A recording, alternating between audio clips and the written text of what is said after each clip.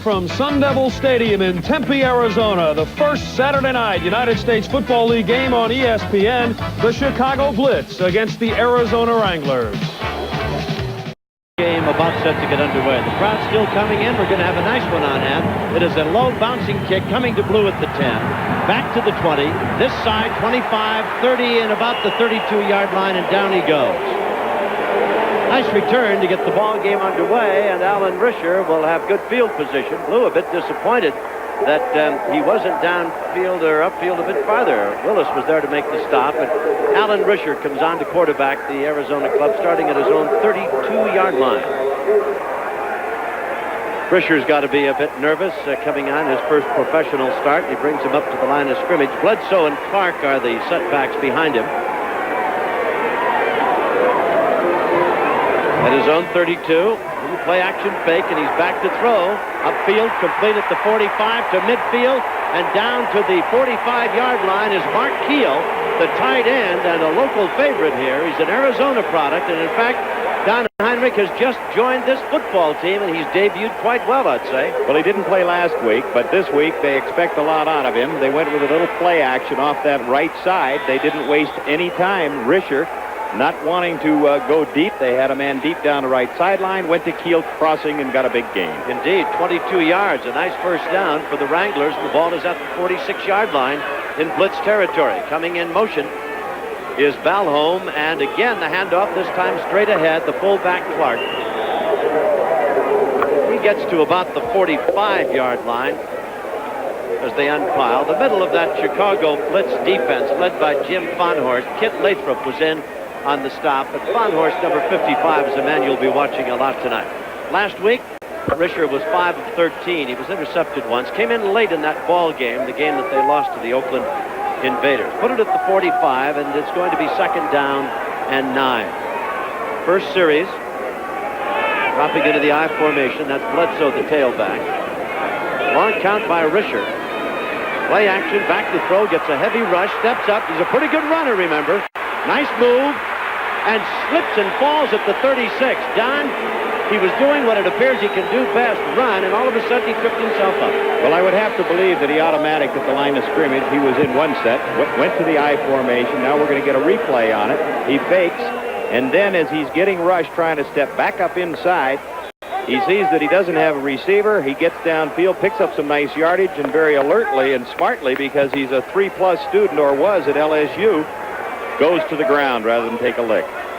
Risher looking over at the sidelines, and of course the plays are being called for him. Denfeld has come in now, and Bledsoe has gone out. So Doug Shively's going to an extra wide receiver now, and the ball is at the 37-yard line of the Chicago Blitz. A pickup of 8. Wide to the left side, and turning the corner is Clark, and he's down the sidelines, chased out of bounds. We'll wait for the official to mark it. He's going to put it at the 25-yard line. Very fine run, chased out by Virgil Livers, the veteran cornerback for the Blitz. And as they bring it in and set it on the hash, we're going to put it at the 25-yard line. Good enough for a pickup and a first down. Well, Clark had a pretty good week last week, but this time, because he has that good vision, he broke up to the inside on that, Tom, saw something to the outside in the short yardage. The Blitz were in a 6-1, and he picked up a nice gain. Again, Denfeld comes in, and he set as the tight end on the right side. Wide to the left is Balholm. Rolling to the right, Risher, looking, throws, complete at about the 13-yard line. Up to make the stop, Fonhorst from his middle linebacker spot. Well, Balholm doing a nice job. He doesn't have great speed for a rookie. He's 26 years old, and he had gone on a mission. We're going to get a replay out of BYU. We get Risher rolling to the right. Balholm hooks down in front to the inside, gets a nice gain out of it. An excellent drive going here in the early going. At the 13-yard line, it'll be 1st and 10 now. This possession started at the 32-yard line of the Wranglers. Lone set back is Clark. Risher has Smith to the right side. Clark looking for a hole, squirms to the 10-yard line.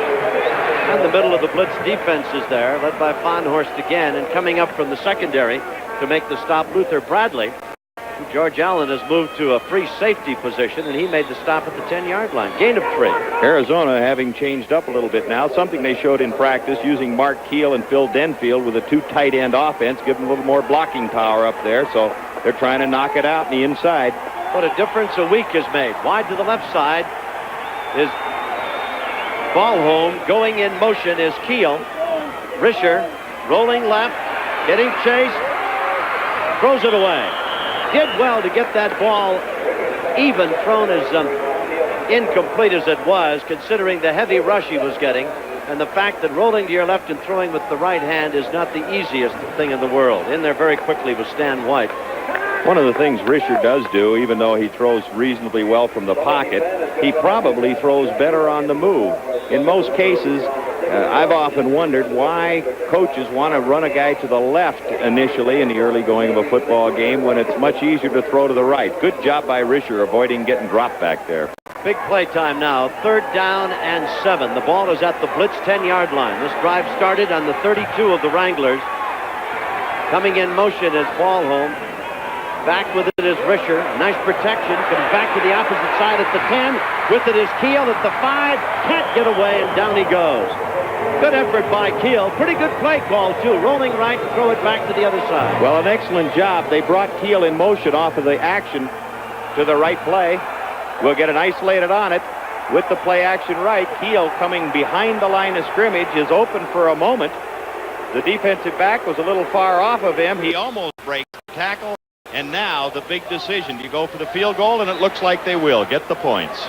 Lathrop was in there and Bradley to slow Keel down. They're going to go for 3. The crowd did not necessarily like the selection, go for 3 instead of going for the touchdown or the first down, but it is 4th and 2 at the 5.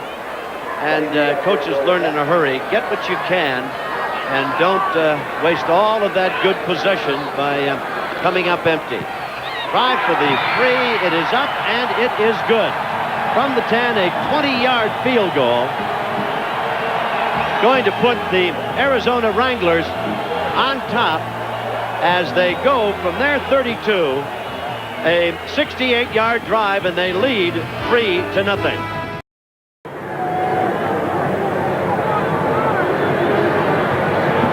Nothing. Arizona leads, drawing first blood. The drive 63 yards, and the field goal officially at 22 yards for Asmuth, who changed his jersey number. Don Heinrich went from 13 to 16. I don't know about being superstitious, but it paid off. He's all set to kick off now. It did, Tom. He missed 2 last week in the first half, a 34, 35-yarder. Jim Stone out of Notre Dame is awaiting the kickoff. It's high, not all that deep. Stone at the 7. Bobbles it. Picks it up. Comes to the 10. 15. Almost got away at the 19-yard line. Dropped just short of the 20. And Wilcox was down there leading the parade along with Marcus Tarver. 9 plays, 63 yards, and 4 minutes and 44 seconds went by to get 3-0 Wranglers on the board. Well, the old pro, Greg Landry, you don't know what he's going to do, but you certainly know that the defense of the Arizona Wranglers has got to be pumped up. That's the first points they put on the board in 2 ball games, and they're on top 3-0. Trumaine Johnson is flanked to the left side. Landry is the quarterback. Wide to the right side is Buggs. The tight end going in motion is Ricker, and oh my, we've got some action at the line of scrimmage. And jumping across the line was number 65, Bob Nelson, who might be just a little bit pumped up about this ball game tonight, Don. He was with the Blitz, and he's had some comments to make about the Chicago Ball Club, and now playing here for the Wranglers. He's probably just a little over-enthused about this one. I'm sure he is. Offside against the Wranglers, and Landry, of course, is going to take the 5 yards. You see him jump there early on the replay of it, and Nelson, as well as the Wrangler and the Blitz club, there are some hard feelings between them. The Chicago club having trained down here, they are not going back to Chicago. George Allen wants to take advantage of this good weather. They're leaving next Thursday to make their first appearance in their area. And the Blitz were one club that did not have the opportunity to scrimmage against Arizona. Again, wide to the right is Buggs, and again, Trumaine Johnson is flanked to the left side. The back set strong to the left. That's Kevin Long, number 48, and Spencer is number 46. Spencer is nearest to you as you look at Landry, and the Blitz with a 1st and 5. Straight ahead. Kevin Long breaking up over the middle and over the 25 and out close to the 28-yard line. Bottom of the pile there, in to make the stop. Number 58 was Kimmel. Looking at Kevin Long and Tim Spencer. Spencer basically, while he'll hit inside, and he's strong inside, has the excellent speed to go deep. Long more of a pound-out type of a running back.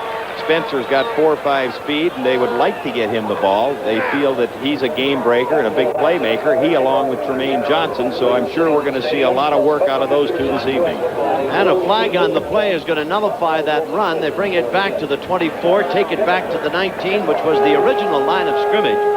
And the penalty is going to be a motion call against the Chicago Blitz. That brings it back to the 19-yard line, and it goes back to 1st and 10. So after a penalty against the Wranglers, and then a gain, offset by a penalty, we're right back at 1st and 10. The ball at the Chicago Blitz, 19-yard line. Coming in motion is Bugs, and there's Nelson again, and he jumped over the line of scrimmage, and flags come fluttering down in the lovely night air here at Tempe, Arizona. Just a beautiful evening. The Arizona desert never prettier than it was today. The weather just perfect. Again, offside against Nelson. We're getting a change with Nelson. Nelson is jumping. One of the things that I'm sure that Landry, recognizing that Nelson is not real happy with that ball club, and the fact that the Arizona defense is an aggressive type of defense, is probably changing up his count at that line of scrimmage, going on long counts to look at him or quick counts to keep him off balance. George Allen across the way, looking on. It's now 1st and 5 for a Chicago Blitz team. Now Bugs in motion to the right side. Tremaine Johnson set to the right, and the handoff and straight ahead to carrying out to about the 28-yard line was Tim Spencer. Tackle as Spencer carried out to about the 28-yard line. In there to make the stop was Kadich, number 61, who played his college ball at Washington. They're marking it at the 28. A gain of 4, 2nd down, and 1 yard to go. You look into the Chicago Blitz huddle. That's Spencer, who is some physical specimen, number 46. He is just awesome. 2nd down and 1. 3-0 Wranglers lead. We're in the first period. In fact, the Blitz with their first possession. And again, jumping across the line of scrimmage. This time, Calvin Clark. Now, whether he was drawn across or not, but it's quite obvious, Don Heinrich, this Arizona Wrangler defensive front set is really wound a little tight for this football game. Well, they want to get penetration. That's part of the defense that Coach Shively insists on. They're a very aggressive club. They try to be intimidating, and sometimes a ball club has a tendency to get a little too emotional and just a little too intense. Coming up Monday night, ESPN continues its coverage of United States Football League action. They'll be moving to the Coliseum in Los Angeles, where the Washington Federals go against the LA Express. That should be a dandy football game. And it's going to match two of the great Canadian Football League coaches, namely Ray Yach of the Washington Federals, and coming up also be Hugh Campbell of the LA Express. They are old friends, really, from Canadian Football League days, and that'll be a great football game Monday night. Tim Simpson and Paul McGuire will be there for that. Back to throw Landry. Downfield has his man Johnson open at the 50, and he's down at about the 47-yard line. Tremaine Johnson, who caught 11 passes a week ago in the Blitz win against Washington, is upfield and down in Wrangler territory. Johnson going down deep to run just a conventional hook. Nothing very fancy about it, but with that great speed and a good week last week, they've got to respect him over there, and Landry went with him. They run him just a little bit deeper on their hooks because of that speed and drove that corner off. The corners are a little bit loose. Landry hit him. And a total of 20 yards. Admiral Larry coming up to make the stop for the Wranglers. It's first down Chicago at the Wrangler 47. Ricker goes in motion. The handoff, and coming outside is Kevin Long, and he's bumped hard at about the 42-yard line and driven out of bounds. And the man who hit him, Larry, is all shaken up and down on the sidelines. The Wrangler bench is directly below us on this side of the field, and as our cameras zero in, watch Landry and watch the action that results. Larry, I should say. Boy, did they come together. Well, he took a shot as he dove in there. He tried to give him his best. He hit him just a little bit high, and that's where Long would like it. He hit him at his strength. When you take those big guys on, you got to get down around those knees. So he's out, Larry that is, and Jones has come in to replace him now, and the gain is to the 42-yard line. 2nd and 5. Going in motion is Bud. Chicago with the ball, and the handoff, and coming back inside, Spencer on a counter inside the 40, and John Kimmel brings him down short of the first down. They'll unpile him at about the 39-yard line. They're down in 2, and the Chicago Blitz on this drive with the ball at the 39-yard line of the Wranglers, and again, action in the middle of the line. First Kadich and then Nelson again, and almost in tandem they jumped at the line of scrimmage. And we've seen that at least 4 or 5 times now in this opening possession by the Blitz. Did they draw them off? No. It's going to be offside against the Wranglers. And they're giving up yardage grudgingly, but they're giving up most of it via the 5-yard penalty route. Well, you know, one of the things that a quarterback can do, and George Allen, who never misses a trick, covers every base. In the years that Billy Kilmer was playing for him at Washington, had a great ability to change that count up, and it's illegal for the quarterback to move his head a little bit to try and draw him offside, but just very little subtle techniques that give him a little advantage. So it is first down for the Blitz now on the Wrangler 34-yard line. 3-0, Arizona leads. 22-yard field goal on their opening possession. Ricker in motion, and Landry right back over the middle. Tried to hit Buggs, threw it behind him, and indeed is quite fortunate that he wasn't picked off or intercepted. Well, if it hadn't been high and behind him, he did have a little daylight to the inside, but as you indicated, Tom, the ball was so poorly thrown. Had it been thrown better, there was an excellent chance it could have been intercepted. So Landry changing up a little bit, throwing on first down, trying to get the Wranglers off balance and changing up his attack. George Allen patrolling the sidelines across the way. His team with the 2nd and 10 at the Arizona 34-yard line. Johnson is set to the left. Boy, again, you can see that Wrangler defensive line as Landry goes right down the middle. It's complete. Buggs is at the 15, down to about the 11-yard line. That might have been exactly the same play called back again, Don. They ran it much better this time, if that indeed was the case, and Walker came up to make the stop. Well, just a little different on the replay. Landry's teaching is if they're double covered on one side, which would be Johnson, he should go back to the other. In this case, Buggs came downfield, broke inside at about 12, 13 yards. Landry spotted him, hit him right through the middle of the zone where the weakness is. 23 yards and the deepest penetration now for the Blitz. 15-yard pickup by Buggs, and the ball is 1st and 10 at the Wrangler 11, and straight ahead long gets just about to the 10-yard line. Kadich, Nelson, Clark, Tarver, and Kimmel, the down 3 in that 3-4 defense, and the outside linebackers there to make the stop. Make it 2nd down and 9 at the 10-yard line. Make it 2nd and 8, they say, at the 10-yard line. Well, the defensive corners have been playing soft. I would anticipate they're going to crowd them here a little bit more. You don't have as much room to work upfield as far as the receivers are concerned, so it's just a one-on-one, all-out battle. Again, Buggs to the right, and Johnson is set to the left, and the backs are split in the pro alignment. Landry, the quarterback, dropping back, right over the middle, into and out of the arms of Long, who had a touchdown for sure. Nelson came in and leveled Landry, and there's a flag on the field. Well, they brought Long out of the backfield. He is a good receiver. They circled him just a little bit late. Their responsibility, we're going to get a holding call against the Blitzes. It was on the inside. The umpire called it, and it usually is a holding call. We're going to get the replay. We'll see Long circling out of the backfield, coming into view as Landry drops back. He is open down the middle. It would not have counted anyway. We've got Verlin Red, number 40, in. He's a new addition, and he's the last of the backs to make it a nickel defense. 2nd down and 18. The ball is back out at the Wrangler 20-yard line. Arizona leads at 3-0, and jumping into the backfield was Clark. Calvin Clark, flags are down. Landry throws it, intercepted in the end zone. Back to the 10, 15 and 20. Verlin Red at midfield on his feet and dropped it, the 40-yard line.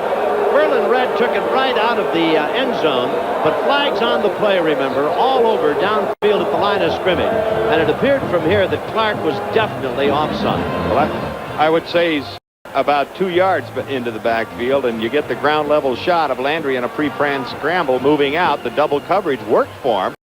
An excellent play by Red. Johnson was obviously the intended receiver, Don, but he was behind the secondary, and Landry's throw was underthrown. And, of course, Red was there to pick it up. Here's another look at it. Well, one thing that they did do when they brought in the 5 DBs of the nickel defense, they did cover both outside field receivers, and Landry makes a mistake by trying to force it in there. It is a penalty against Arizona. And the officials now are at the 20-yard line, which was the line of scrimmage, and Landry comes over to talk to them. Bill White is the referee. You know, Tom, one of the things that is a perfect lesson for young people to play football, Landry knew that Clark had jumped offside and was in the backfield. He knew that he was going to get a free play. So a lot of times a quarterback will stop, particularly a young quarterback. In Landry's case, with 14 years, he took it onto the outside and took a gamble. If he'd have got the touch, it would have been for him. We'll get a shot at Doug Shively on the sideline, the coach of the Arizona Wranglers. Quite frankly, the best thing the Blitz have had going for him in this drive been 5 penalties for 26 yards against the Wranglers. Arizona leads 3-0. We've got 6:10 remaining in the first period. And Landry's back to throw. Dumps it behind the intended receiver, Spencer. Threw it behind him. Got a rush. But still, even with Kadich and Tarver in on top of them, the ball was badly thrown. Well, when the Wranglers came in with the 5 defensive backs, took out a couple of linebackers, they brought in an extra lineman to give them a little more pass rush rather than using a linebacker to come. A little bigger guy up front. They had 4 down linemen. A little heat on Landry. He felt it, tried to throw out to that left side, threw behind him. Ricker goes out for the Chicago Blitz. Wide to the right side is Buggs. Willis is set in the slot on the right, and Johnson set to the left. Landry to throw. Going to be hit. Gets it away. In the end zone, touchdown. Great catch. And it was Willis who picked it off on a beautifully thrown ball.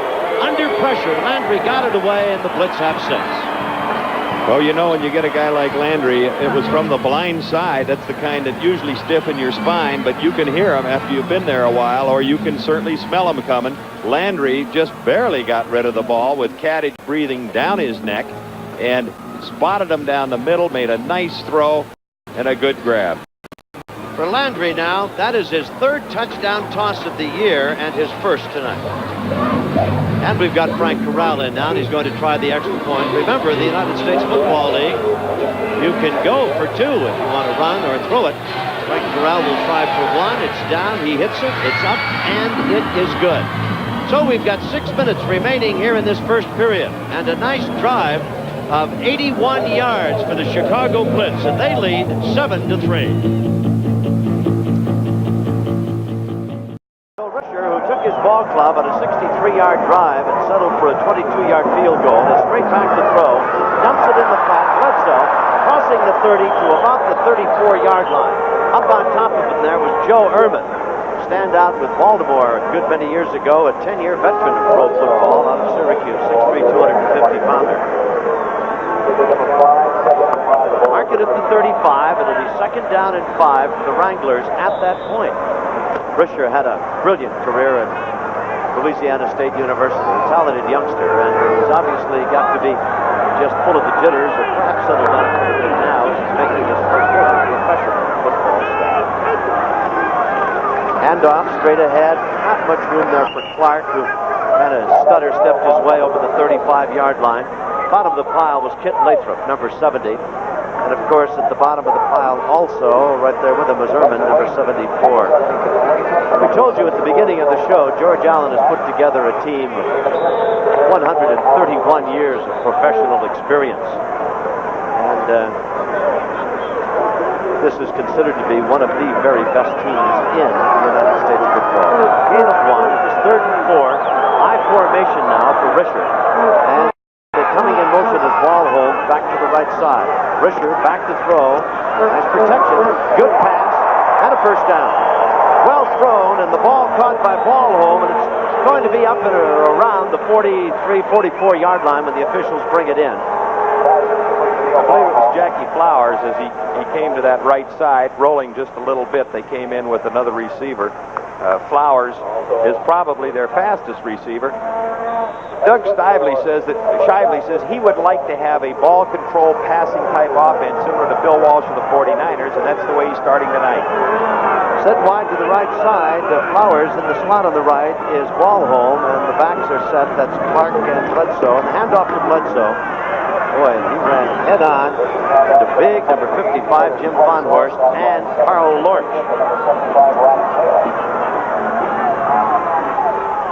Farnhorst here in the middle in the 4-3. George Allen, one of the few guys that uses a 4-3 in professional football. He steps in and fills it in a hurry. He's an excellent player out of the University of Minnesota. 4 minutes exactly remaining in the first period. 7-3, the Chicago Blitz leading. We've had 2 lengthy drives, one of 81 yards for the Blitz to score and a Landry 15-yard touchdown toss. And Arizona went 63 yards, settling for a 22-yard field goal. Third down, big play time. Risher going to run, can't get away. Got back to the 40-yard line, and Joe Ehrman collapsed around him there. He had a lot of help, of course, as the red-shirted Blitz were there. Coming up was Schwartz from his safety spot. And Risher really didn't look as though he ever intended to throw the ball, that it was going to be almost a quarterback draw from the moment the play was called. Well, Risher gets his calls from Todd Krieger, who started a week ago. The calls are coming in from Larry Beckish, the quarterback coach, who calls them from up in the press box. Third down and 11 now. Risher at his own 41-yard line. Sends Flowers wide to the right, ball home to the left. He has Clark as the lone setback. Both Keel and Denfeld to bookend the line. Long count. Back to throw. Good protection. Dumps it behind the line. With it is Clark, and he is hit and dropped almost as he got it by the alert Kit Lathrop, Arizona State product. In fact, this is home turf to Lathrop, who starred here for the Sun Devils of Arizona State University. So Clark, who was the second leading rusher in the Southwest Conference, played his college ball in Texas last season, unable to get the first down, and we've got Denfeld back now. Asmuth to kick, and waiting back downfield.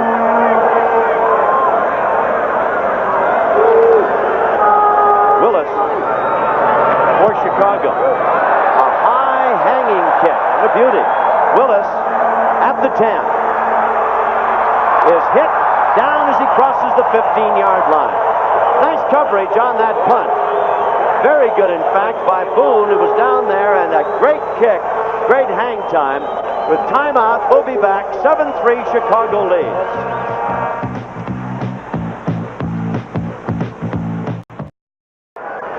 I'm going to have to kick it over again because it was an ineligible man downfield too soon. So Asmuth hits another high one, not nearly as deep. Takes a bounce and skips out of bounds inside the Blitz 40-yard line. No return on it, not nearly as good as the 52-yarder you saw a moment ago. But the penalty offset the good kick, and the Wranglers had to kick it away again.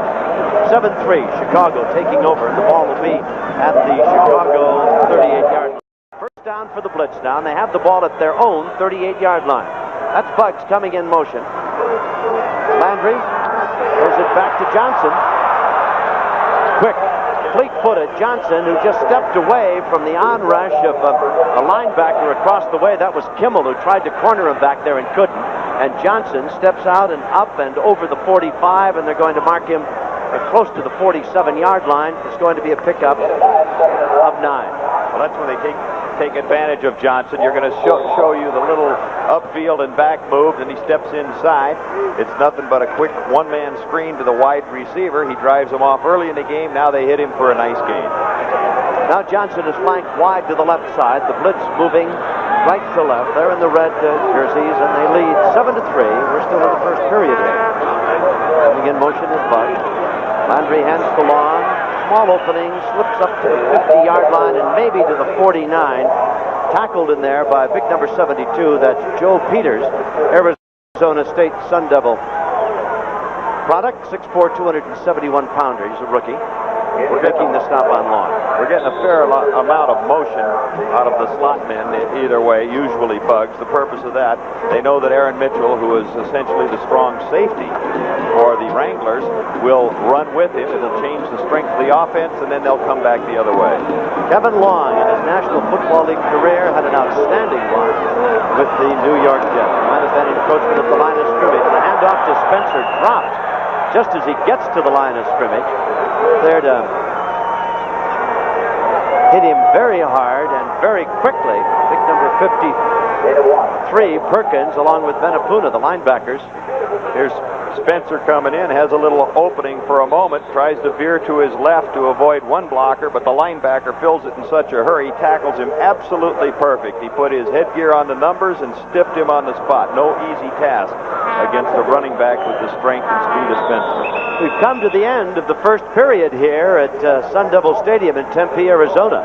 And they'll be changing sides of the field. The end of the first period, Chicago 7, Arizona 3.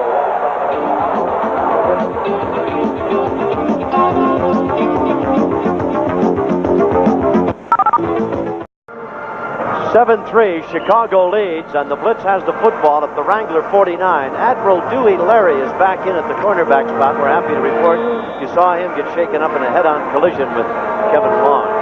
Well, the Blitz got a little break on that short kick by Asmus of 28 yards. He averaged 36 yards last week, so he's hurt him a little bit.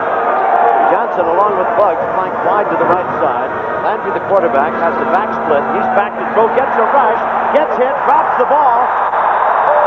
Arizona's recovered. The ball will be with the Wranglers on the Blitz 42-yard line. Well, you got to say one thing. The Blitz were coming. They had those inside linebackers looping around. They got some pressure to the inside. Clark got some pressure from the outside and got the sack, so they got some heat on Landry. We anticipated a lot of blitzing, and we get the first big turnover of the football game. So the turnover gives the ball to the Wranglers on the Chicago 42-yard line. He's got the tight end open as we go back to the replay. He fights out of there in good fashion, turns it upfield when he gets to the sideline, but it doesn't do him any good. So young Alan Risher takes over, trailing 7-3, the ball on the Chicago 42-yard line. See if he can turn the break into some points. Clark trying to turn the corner. At the 40, banged out of bounds at the 37. Virgil Livers came over, and coming up also from his safety spot was Schwartz to make the stop on Clark.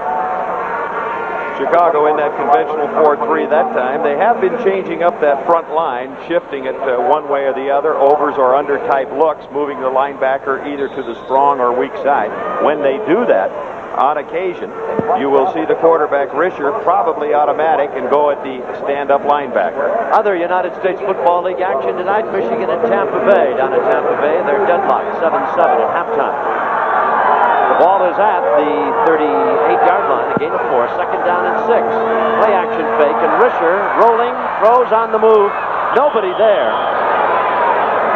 Well, Risher got away with heavy pressure. Yeah, Lorch, Carl Lorch, the veteran out of USC, number 71, chased him across the field. He really got away with it, Tom, because he did not have a receiver in that area. Conceivably, it could have been called for intentional grounding. He had the outside man going deep. But he is quick to get out of that pocket. I'm sure that comes from really just his background at LSU, where he did run the football a lot.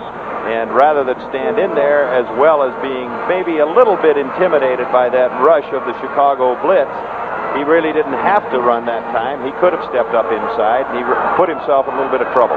We've got Eddie Brown, the all-pro veteran, coming into the ball game. Risher is 6 of 8 for 47 yards. Vonhorst has been taken out of the Chicago defensive alignment now.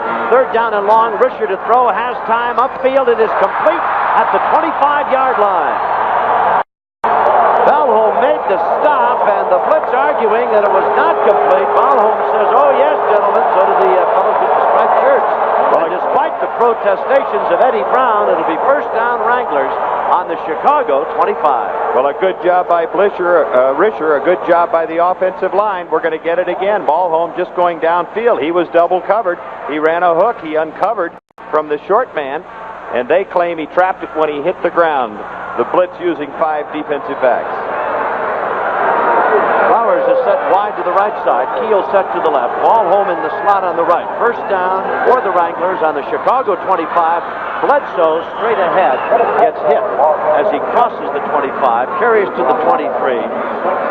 Smith was in from his linebacker spot to hit Bledsoe and drop him. A gain of 2. It'll be second and 8. 7-3, Chicago leads. Now they've marked it inside the 24. 15-yard touchdown toss. Landry to Willis. Got the Blitz on the board, climaxing an 81-yard drive after the Wranglers had taken their first possession and gone downfield for a 22-yard field goal. Now we'll see if Arizona can turn this fumble recovery into points. Oh, a big rush, and Risher's going to be swarmed under, and dropped as in very, very quickly was Joe Ehrman. and Junior Ayu, big number 77.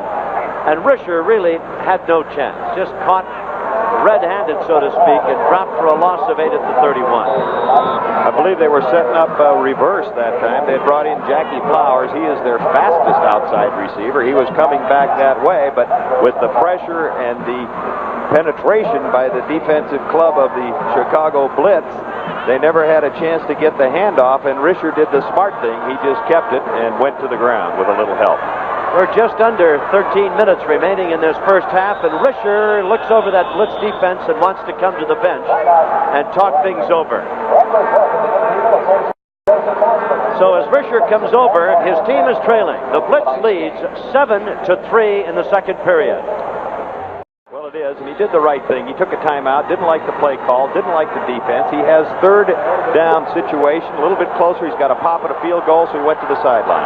Flowers wide to the right, and the give is to the fullback, and straight ahead, Howell is inside the 25 to the 22-yard line.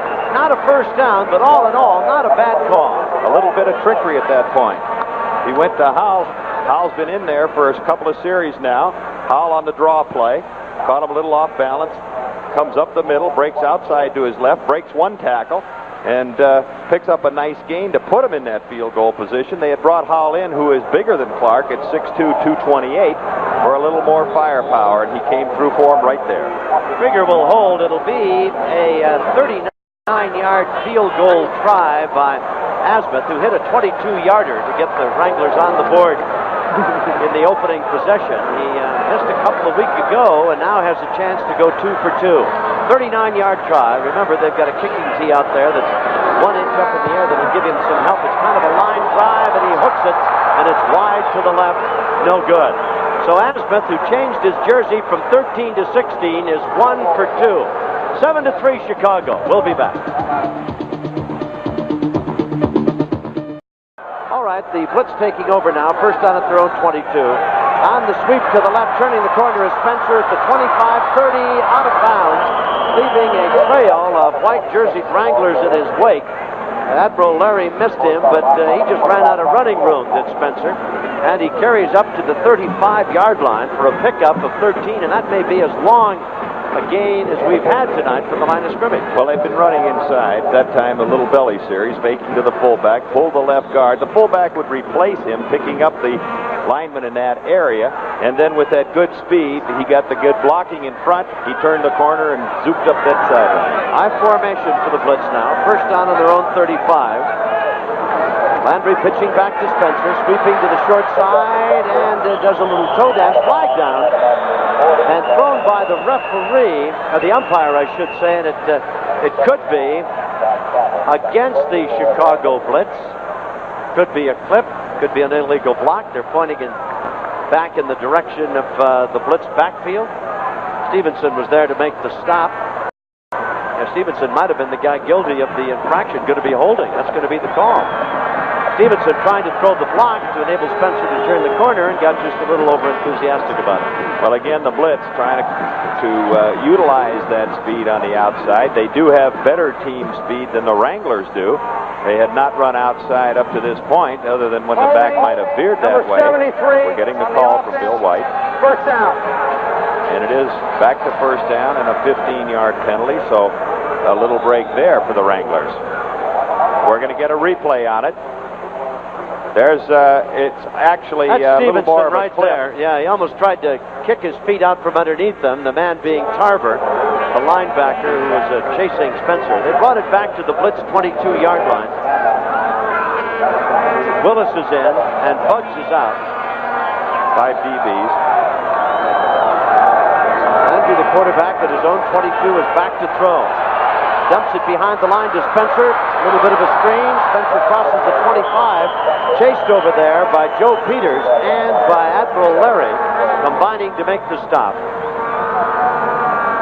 Mark his progress upfield to the 28-yard line. It'll be a pickup of 6. 7-3, Chicago leads. The Wranglers scored first, 63-yard drive with a 22-yard field goal. Back came the Blitz, 81 yards. Landry to Willis, a 15-yard touchdown toss.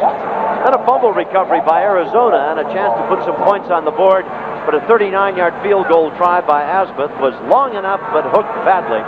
So it's 7-3, and the Blitz with the football now on their own 28-yard line. Spencer and Long, the backs are split. Oh my, jumping over the line of scrimmage was Ben Abuna. I don't know whether he was drawn across or not, Don, but boy, he was coming like a runaway car, wasn't he? Well, the linebackers on the inside in the particular defense that Shively uses, they set pretty deep, about 5 yards, deeper than most people will, and they try and time their blitz with the quarterback's snap count.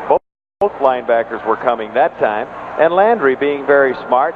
You know, you get a feel as a quarterback. You're up there, you see those linebackers sort of frothing at the mouth, and their eyes water just a little bit, and when they're going to come, they're going to go, and you know it. I would have to think is changing that count up, and very smartly. We get it again on the replay. We see, in this case, as he comes across, and at this point, it gives the Blitz a little better situation. The penalties unofficially, we've got 36 yards against Arizona. They've all been of that type, I might add. Encroachment, offside, over-enthusiasm. Here's Landry walking him up now to the line of scrimmage.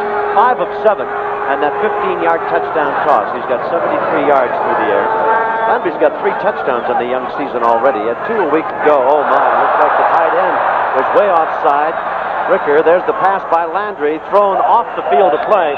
Again, the mark of an old pro. Landry was not going to leave anything up to chance. If indeed he saw it as we did, that Ricker, his tight end, had just gone beyond the line of scrimmage long before the snap. He wasn't about to give the Wranglers a chance to pick one off. No, he certainly wasn't. He put that one way over his head, just throwing it away, really. He knew that his tight end had jumped at that point. Now we're going to get that probably 5 yards back. And really, as the club's a little bit anxious here tonight, we mentioned that there are some hard feelings between these two groups. Both of them very aggressive, particularly Arizona on defense, where they have... Number 86 here we get the on the call. offense. Deep line. They're declining it. Make it go to third down since they went through the play. It's going to be third down, and the ball comes back to the 33-yard line. We'll be back in just a bit. 7-3, Chicago leads.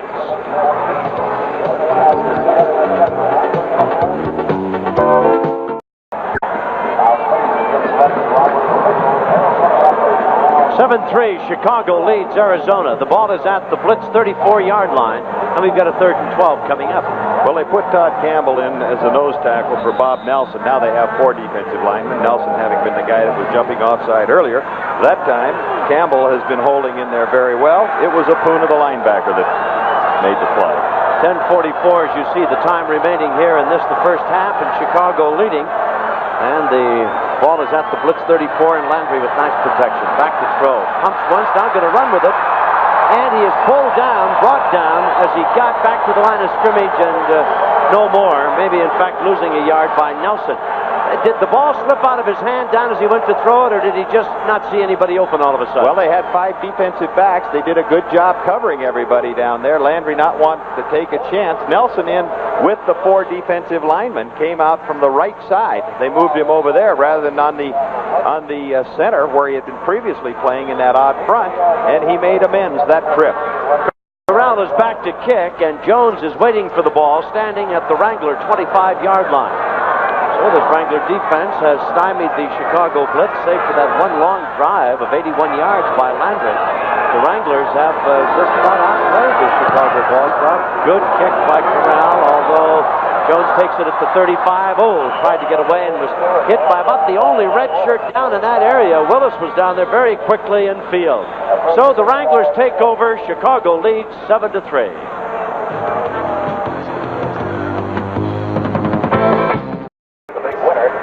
We're in the second period with 9:59 remaining here in this first half, and the Wranglers will take over. First down on their own 32-yard line. We're getting Down the score south, here. In Tampa Bay, 10-7. Excuse me, Don. Michigan leading Tampa Bay 10-7. And that ball game being played at Tampa Bay. Risher, the quarterback, has him in the I formation. Both Ballholm and Flowers flank to the left. Risher goes the other way, complete. Caught by his tight end Keel at the 45-yard line, and coverage on the play by Schwartz across the way, but a very well-thrown ball and well caught by the tight end. Well, that's the thing Risher does so well.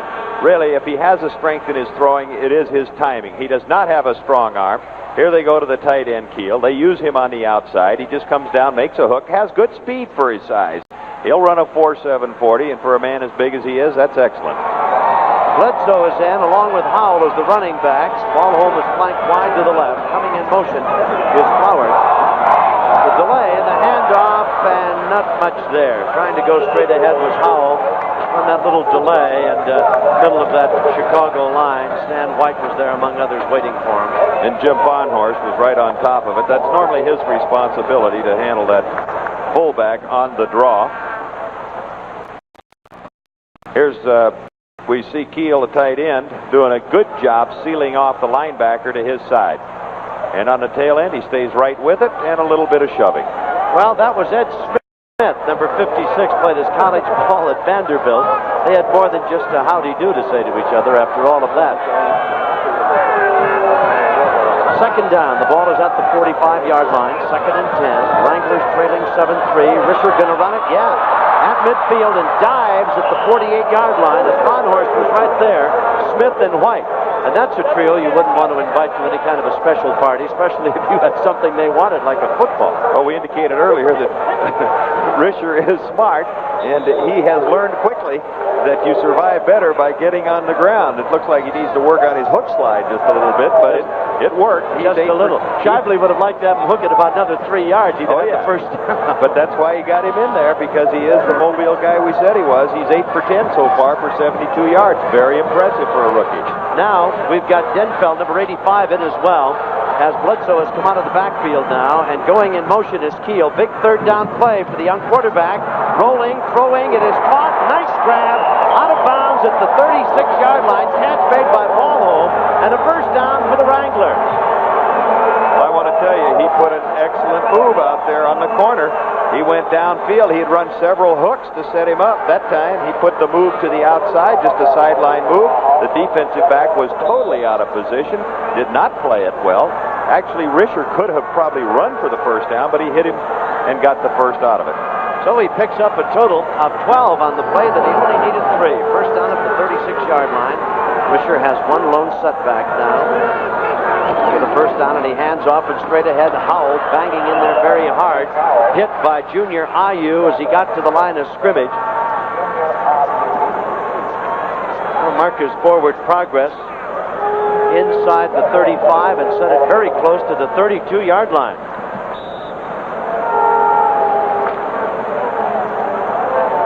You see on the replay, Ayu falls back into it. Lathrop doing a good job in there. Ayu, the 10-year veteran, as was mentioned, very quick.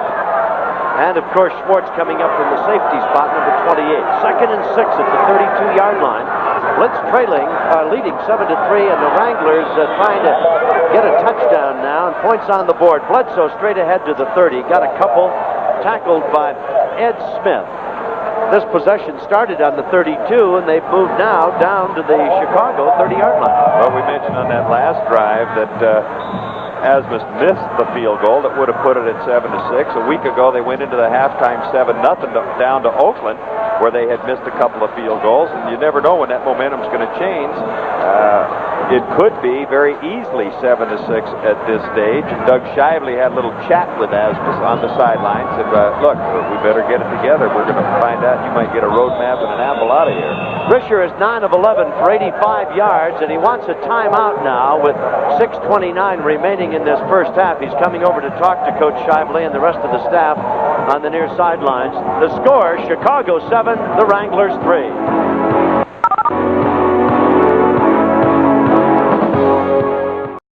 At the 31-yard line. Flowers comes in motion. Risher straightens out. Sideline. Great grab and catch by Ballholm. He's got the first down inside the 25. Oh, what a nice fingertip grab, Don Heinrich. It was an excellent grab. That's 2 in a row over to that side on Virgil Livers, who a veteran, but both corners playing pretty far off, and young Alan Risher effectively moving his football club. When they're going to play 7 or 8 or 9 yards off, he's taking advantage of it. First he goes with the hooks, now he's gone to the sidelines. There's Stan White. started in 142 consecutive pro games. All-time outstanding linebacker coming over from Detroit to play for the Blitz. First down at the 22-yard line now. Wisher with a nice drive going straight ahead. Howell just bulled his way inside the 20-yard line. You can see junior IU number 77. That's Schwartz, 28 at the bottom of the pile. Kit Lathrop was there as well. Pretty good hard running on the inside that time again. The Wranglers, as they've moved in there deeper, they have gone to that two tight end offense. They've moved Falcon, who got a good block on that off that left side. We're going to get the replay. There's nothing fancy. He's just slanting off the left side, zone blocking and power running. And the ball moves to the 17-yard line. Second down and 5 now. In motion is Keel, big tight end, blue finger. Wisher rolling to his left. Gonna run it. 15. Jumps out of bounds at the 13-yard line. Boy, nice quick little move by Wisher. He who runs and jumps away lives to play another day, Don Heinrich? Well, I'll tell you one thing. I mentioned earlier that Doug Shively said that he wanted to incorporate the type of offense that Bill Walsh has. And to do that, you need a highly intelligent quarterback. He has that in Richard, as well as being mobile. He wants the kind of guy that Montana has been for Bill Walsh. And they have changed up the formations. They have created some problems for that veteran defensive club of the Blitzes, and Risher is now 10 for 12 for 93 yards. They've got too many men in the field. Somebody's going to have to get off, and they're going to have to, I think, call a timeout. Yes, unfortunately, timeout taken by the Wranglers as Ballholm had come on the field, and he tried to get Flowers to come off, and there was some confusion. It results still in third down and a yard to go for Risher and company. He took the timeout. He did not want to waste it as they are at 5:32 here in the second quarter. He'd like to keep that clock moving, keep the ball away from the Chicago Blitz. Now they're in the short yardage with third and about a yard and a half, possibly 2.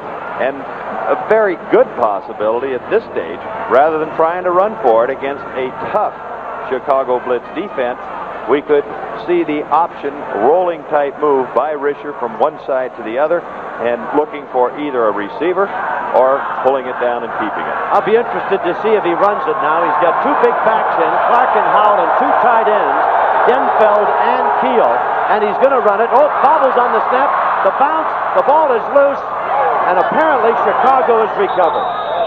Well, trying to maintain possession of the football and hang on to it was Clark, and he just never did get the ball from Risher. And the crowd comes up more than a bit unhappy.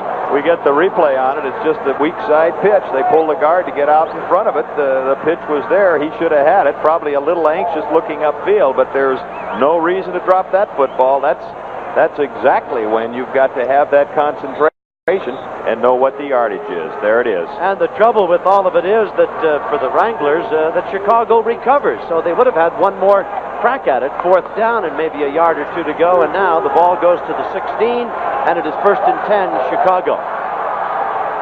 Landry leading 7-3. The Wranglers have been turned aside, missing the field goal, and now this opportunity. Spencer on the sweep left, turns the corner, and is driven out of bounds at the 20-yard line. Over there on defense, Benapuna played his college football right here on this field at Arizona State. Big guy, 6'2", 238 pounds.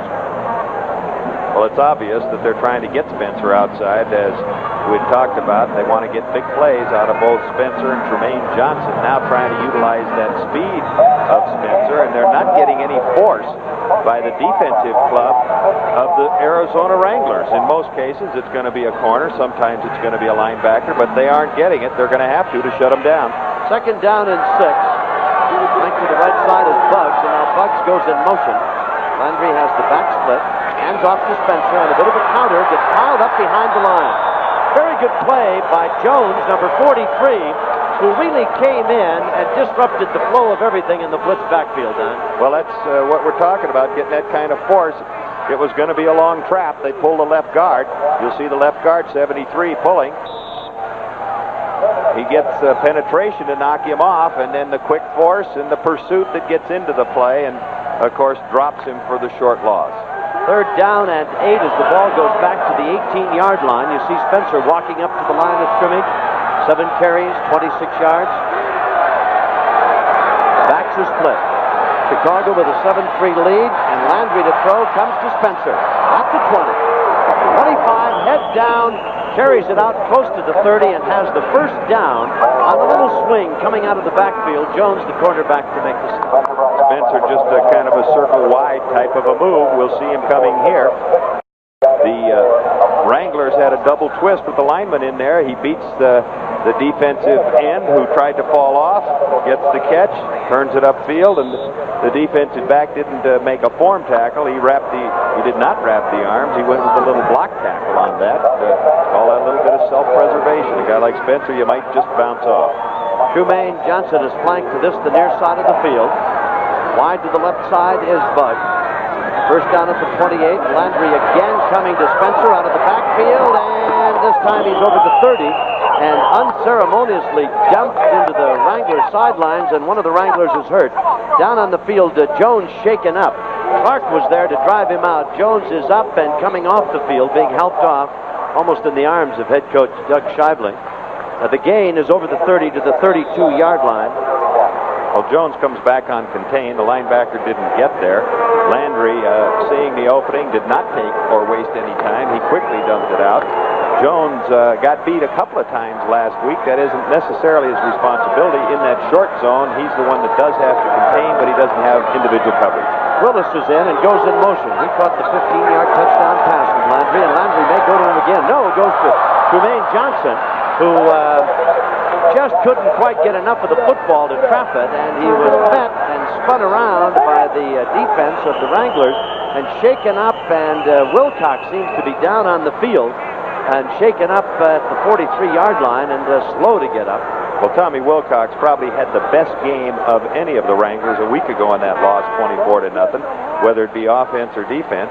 He made a lot of tackles. He was all over the field, and he knows that when they run a quick post or a slant type of a move where Trumaine Johnson comes down 5 or 6 yards and then breaks it on a 45-degree angle to the inside, that while he might not get to the ball, he's going to make him pay for it. In this instance, Wilcox paid for it. By the same token, Trumaine Johnson is going back to the huddle and saying to Landry, I don't care if you've been there for 14 years, get that ball down around the numbers of the belt buckle. Don't hang me out to dry, because the next time I might get cut in half.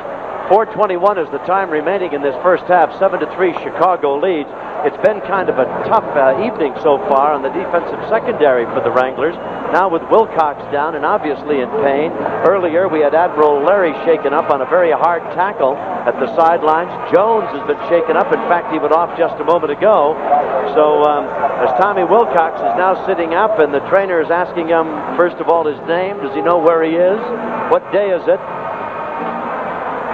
And apparently he's all right. He's up now and coming off under his own power. Tough kid out of Alabama. He is a tough kid. You know, he doesn't have great speed or range back there, but he plays smart. He gets a good jump on the ball. He takes good angles to get to the football, and he is not reluctant to hit, as indicated that time, despite the fact that he came off second best. Red comes in to replace him, number 40. Now Wilcox wants to go back on the field. Perkins came on a moment ago also. Walker is in at one of the cornerback spots. Larry is at the other one. Mitchell is one of the safeties, and Red has come in to play the other safety spot, though Wilcox wants to get back on the field. Well, that's the kind of guy he is. You can't keep him out of there. He wants to play every down. 2nd and 6. The ball is at the 32-yard line. 7-3 Chicago leads. So the Wranglers have had a couple of scoring opportunities just get away. Looks like too much time. Yes, indeed. And the old pro let it count down on him. The 30-second clock got him. Well, George Allen will worry the Wrigley across the way on that one. George will be up and down the sidelines pacing like a caged cat. Well, I think he'll probably delay a game. He'll probably have a little something to say at the halftime. They've had some miscues out there that is very unlike a George Allen football team. They've made some mistakes periodically. They've jumped offside, done a few things in that direction, got caught for holding. That's going to happen on occasion. But George Allen likes to play as air-free a football as he possibly can, and they did that just a week ago in beating Washington. Bugs wide to the left. In the slot on the left side is Willis. To the right side is Johnson. Landry with the ball at his own 27 now, on a 2nd down and 11. Back to throw, gets a rush, far side, had his man, oh my. Flag, pass interference. You could see it coming. Johnson, the intended receiver, check it, not Johnson, but Bugs, the intended receiver, And Admiral Larry, I'm afraid, got caught either face guarding him or actually pushing him away. At any rate, the flag, though it came a bit late, pass interference. Well, it was a marginal call at that point. Larry did have him screened. He had his back to him. In most instances, and we're far removed from that field, so we don't have that kind of an angle to determine whether or not he actually did obscure his vision or push him at that point. You could not see him pushing. Larry's having a big conversation with the side judge over there, trying to plead his case, to no avail, I might add. Bill White, the official, is going to march off. Oh my, they're calling that a very flagrant one, aren't they? Well, they are, and you know, this is really going to hurt the Wranglers. It was third and about 11 yards. It keeps this drive alive with just 4:13 to go, moves it to the 42-yard line, and it gives them just a little bit of a lift and 3 more downs. 15 yards was the walk-off, and of course the automatic first down that goes with it. Now Shively, walking up and down the sidelines, did not like the call. That's quite obvious. Don't have to read his lips. The gesture was enough. 4:19, time remaining. First half, 7-3. The Blitz leading, and they've got a new lease on life. Spencer on the sweep. Can he turn the corner? Got a block. Oh, what a great play. I tell you, number 56, Tarver, played that as beautifully as a linebacker could. He fought off the block and turned everything back inside and made the stop. What a great play. Well, he did, Tom, and there's no doubt about it. The good pursuit helped him get there. You'll see it again. But you got Admiral Larry on the corner, who makes an excellent force to turn it inside. You see 73 coming in to turn it up, but all the rest of the club coming that way. That's been 8 penalties for 51 yards against Arizona. Because of their aggressiveness, they're normally going to get more penalties. That time, it paid off by the extra hustle. And a loss of a yard. Second down and 11 with 3:30 to go. Blitz leading 7-3, and Landry's back to throw. Downfield complete. Caught by his tight end, Ricker. And he's off his pins, very close to first down territory. Jones was there to make the stop. Red over as well to help out. We'll see what the officials mark it. Boy, they may have to bring the chain out to measure that. It's at about the 48-yard line. There's an interesting story on Ricker there, Tom. He's out of little Norwich University, a score coming in. Tampa Bay ahead 16-7 in the third quarter. And Norwich University is the oldest military school in the country, located up in Vermont. He was cut on February the 20th. And then Dave Parks, the old great receiver from the 49ers and the New Orleans Saints, who was in camp working a little bit with the receivers. He wants to get into coaching. He just left last week to go back to Texas. He went to George Allen. He said, George, I think this kid, even though you cut him, he's been handicapped a little bit. He's had some muscle pulls. He isn't playing at full strength. And you ought to watch him a little longer or try and bring him back. So they did re-sign him. They felt that Tim Reitman, who has been out, one of their high choices out of UCLA, is going to continue to be out. And Ricker has come in to do an excellent job. Got a second chance, and he's making the most of it. Well, they're just inches shy of that first down as you see Bill White meticulously mark the football. It's just short of the 48-yard line of the Wranglers. This possession for Chicago started on the fumble recovery. Remember the aborted 3rd and 1 try by the Wranglers at the 16-yard line? Well, that's where Chicago took over. And now they've got the ball with a 3rd down and inches to go on the Wrangler 48-yard line. Cozen is in now at the tight end spot. He's number 84. For Chicago, Bugs is set as the wingback on the right side, set in very tight. Kevin Long going to go outside, got the first down and then some. 45-40. Wilcox, the last man there, fought him off and managed to knock him out of bounds on or around the 30-yard line. And one of the Wranglers shaken up on the play, Admiral Larry, coming off the field. Kind of all bent over double, but a very good play by Wilcox to save what could have been a touchdown dash. Here we get the replay on it. Starts that weak side slant, and which will happen so often in short yardage. They design it to go over the tackle. That's where the blocking is. It wasn't there. He alertly takes it on the outside. No contain. Big first down. 25 yards on 3 carries for Kevin Long now, and the Blitz driving from the 16 to the 30, and there's Long breaking a tackle, breaks another, finally gang tackle just short of the 25-yard line. Going to make the stop, Wilcox again, and Aaron Mitchell coming up from his safety spot to help out as well. Boy, you talk about a tough kid as you look over Risher's shoulder looking onto the field. That Wilcox looked like he was going out on a stretcher, and he's right back in there making key tackles for the Wranglers. Saved an even bigger game at that point. a good job of running, made one lineman miss, and then broke it back to the inside. But Wilcox, coming up quickly, made the play. The ball is at the 26, not as the scoreboard says, the 34. It's at the 26-yard line of the Wranglers. It is second down and a long 5. Back to throw. Landry dumps it. With it is Spencer. He's at the 20. Hit by Benapuna and carried out of bounds. Mitchell to help out. And it'll be at about the 17-yard line. Well, Landry with a little bit of heat on him. Again, alertly recognizing, does not figure on even trying to go upfield. He's going to dump it off and did. And Landry is asking now, we've got the 2-minute warning as Spencer walks back to the huddle and Landry goes over to talk to George Allen. We're under 2 minutes, a minute 56 remaining in this first half. Chicago on the drive and the Blitz leads the Arizona Wranglers 7-3.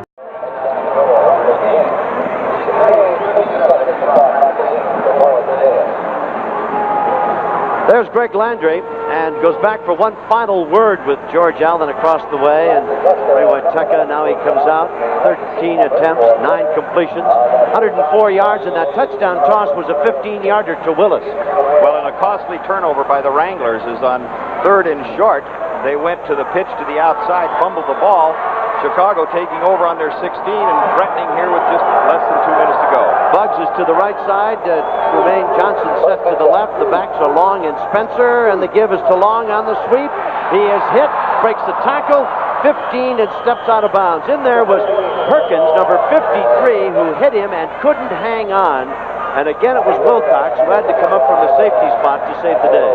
Well, one thing the Wranglers would like to do at this stage, obviously, is keep the blitz out of the end zone. It would give them just a little bit of momentum to maybe have to make the blitz settle for 3 points rather than get the 7. But Chicago, very alertly on this drive, has frequently, with some of their younger people recognizing the time element, not wanting to waste timeouts, have gotten to the sidelines, out of bounds, stopped the clock. So the ball is at the 13-yard line now. Willis is in, caught that touchdown pass earlier. Johnson set to the left and Willis to the right. Landry looking at Willis again on the slant in. Had it, bobbled it, dropped it, it's on the turf. Oh, he had touchdown all over it. And Willis just couldn't hang on to that one. And Landry had him picked out again. Walker was there on defense. And give credit to Walker, as he did an excellent job to help Willis not hang on to that football. It was that quick post. Here we get to see it again. Probably the toughest play in football to cover, the quick post. But he closed it in a hurry, played it perfectly. You say the receiver should hang on. This is true. But he took a nice shot to the rib, stiffened his spine, and he dropped it. So we've got a 3rd down now for Landry and company at the 13-yard line. Oh, my. Jumping offside again was Nelson. Bob Nelson, who opened the ball game with a series of encroachment penalties against the defense, has done it again, it would appear, in his anticipation, overeagerness, whatever. And it's going to be a walk-off against the Wranglers, and in this all-important red zone area, it is tough to give up yardage that way. 9 penalties, 56 yards against Arizona. The ball comes inside the 10, mark it at the 9-yard line now, and it's going to be 3rd down and no more than a yard to go for a first down, and they're 9 away from the score. 3rd down. Got a minute 46 remaining here in this first half, 7-3, the Blitz lead, and Chicago looking to improve that advantage. Backs are split. 2 tight ends, the bookend the line. Spencer on the sweep. Can he turn the corner? No. Oh, what great pursuit. Really great effort. Nelson was there along with number 56 Tarver. And everybody then came up. That's a great defensive effort by this young Wrangler team. Yes, it was. Yes, it was. Here you see it again as the little dip move. He takes it up the middle, moves to the outside. Admiral Larry helping force, getting good contained, good pursuit. And they stop him for about a 4.5 yard loss. So it looks like the Blitz will have to try and settle for the field goal. It could be a little bit of a morale lift for the Arizona Wranglers. It'll be a 30-yard try for Frank Corral with Cagle, the ex-Notre Damer quarterback, to hold at the 20. Corral hits it, and it's good. So Frank adds 3 more to the total for Chicago. And with a minute 37 remaining here in the first half, The Blitz have marched from their own 16-yard line, settling for a 30-yard field goal, and they lead now 10-3. A long drive, a time-consuming one, and for this young Wrangler football team, some consolation in the fact that deep in their territory, their defensive line, young and aggressive, managed to rise up and throw aside that Blitz attack and force them to settle for 3. George Allen, who has never had a losing season with the Rams and with the Washington Redskins, we will kind of show you a chronicle of his great career, 8-6 and 66. That's LA figures, of course. He's over there busy talking to young football players, and one not so young. That's Stan White, as defensive captain, number 52. 15 plays, 71 yards, took 3:47 off the clock for the Blitz to drive downfield and settle for that field goal by that man, Frank Corral. Well, you know, Tom, in George's long career, 12 years at Los Angeles and Washington, he is a 70% winner, and he does, while he goes with defense, he likes that offense. Last week they held the ball for almost 39 minutes. We've got Murray in blue, and the kick is coming to Blue's side, takes a convenient bounce, well, not so convenient. Past him in the end zone, he'll touch it down, and the ball will come out to the 20. It'll be 1st and 10 at the 20 for Risher and company, and we'll see if the young quarterback just out of LSU can put any kind of a drive together with 1:37 remaining here in the first half. Remember, with every first down in the closing 2 minutes of the first half and in the fourth period, why, the clock stops and the ball is marked and then ready for play, so that there can be no hue and cry about seconds having drifted away, losing some precious moments, what have you. At the 20, first down, Risher trailing now 10-3. Delay, hands off. Bledsoe squirms for just a bit, and Stan White now calls for a timeout. Stan wants to stop the clock. Well, they feel that if they use their timeouts judiciously, they could force the Wranglers to have to punt it. They would get excellent field position. And here's the scoring drive, as you mentioned earlier, 15 plays, 71 yards, time of possession, 3:47. Corral finishing it off with the 30-yard field goal. Arizona has had good position essentially in this football game. This is their poorest to this stage of the game. They've started on their 32, their 31, their 42, and their 33. But that last kickoff, bounding around back there, had to be down in the end zone, so they have to start at the 20. Arizona going a little bit conservative at this stage. They don't want to have to give up that ball. They don't want to put it in the air and possibly get an interception or give the Blitz an opportunity. But White, very quickly, who calls the defensive signals? And it's interesting, the Blitz, Landry calls all of his own offensive plays. White calls all of the defense, a trait of George Allen, to have his linebacker. He has people that come in. He calls them his generals. A couple of old rivals there. Hugh Campbell of the Express and Ray Yock of the Washington Federals had great success in the Canadian League. They'll be at each other again. Risher getting a rush, rolling away, upfield, pass complete to Bledsoe. Sidelines 30, 35, 38-yard line up to the 40. Oh, Risher, fleet of foot. Nothing like young legs in this game, and Risher proved that again. Well, you talked about young legs, Tom, and not only that, he read that defense. The Blitz had covered it perfectly. They had him covered on the swing. They're going quickly to the shotgun. They do employ a little bit of it to take advantage of the timeout. Now a shotgun. Smith made the stop. Risher back to throw, fires, and it's caught. 45, 47-yard line, and the pass is complete to Bledsoe again, and over on the stop was Fonhorst. And I tell you, this is quite a 2-minute drill the Wranglers have got going. The ball with 1 minute and 2 seconds remaining in the half is at the 47-yard line. Second down, shotgun again, and Risher to throw. Being rushed, throws, caught, sidelines, out of bounds, it's complete. We'll stop the clock. The pass is caught by Wallholm at the Blitz 42-yard line. And they say guys without great speed can't play in this football game. But I'll tell you what, he's given Livers just a little bit of a lesson over there as he made a great move to the sideline. You see him again. He breaks to the outside. He's got the defensive back all over him. But with great concentration, he not only catches the ball, but gets out of bounds to stop the clock. They had to utilize a couple of timeouts early, so I believe they have just one now. So they'd like to save that to try and get their field goal team in if they get that close. Wide to the right side is Flowers.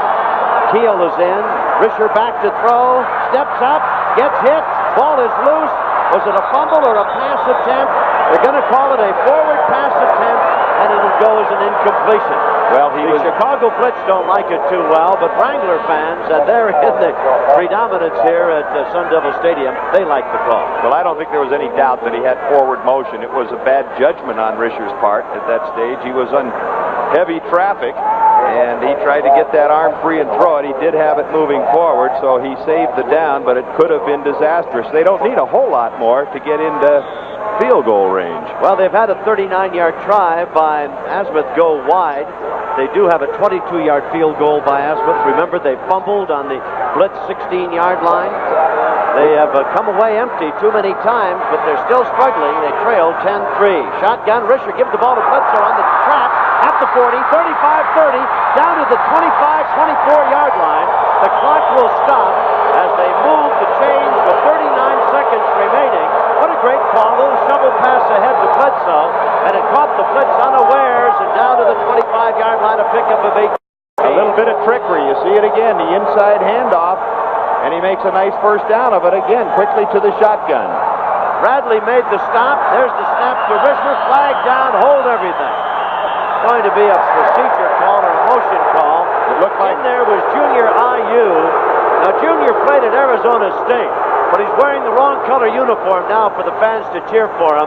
He's the enemy tonight, thank you, number 77. And these Wrangler fans let him know about it. Well, they certainly did. It looked like the right side of the guard and tackle were moving over there just a little bit.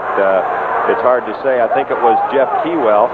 Keywell just came to the Wranglers about a week and a half ago. He'd been a guard last year down at Arizona in Tucson, and the year before as a junior he was a tackle, but they need offensive line help. He's working at tackle, so it's a relatively new spot. He's got a real test with IU over there.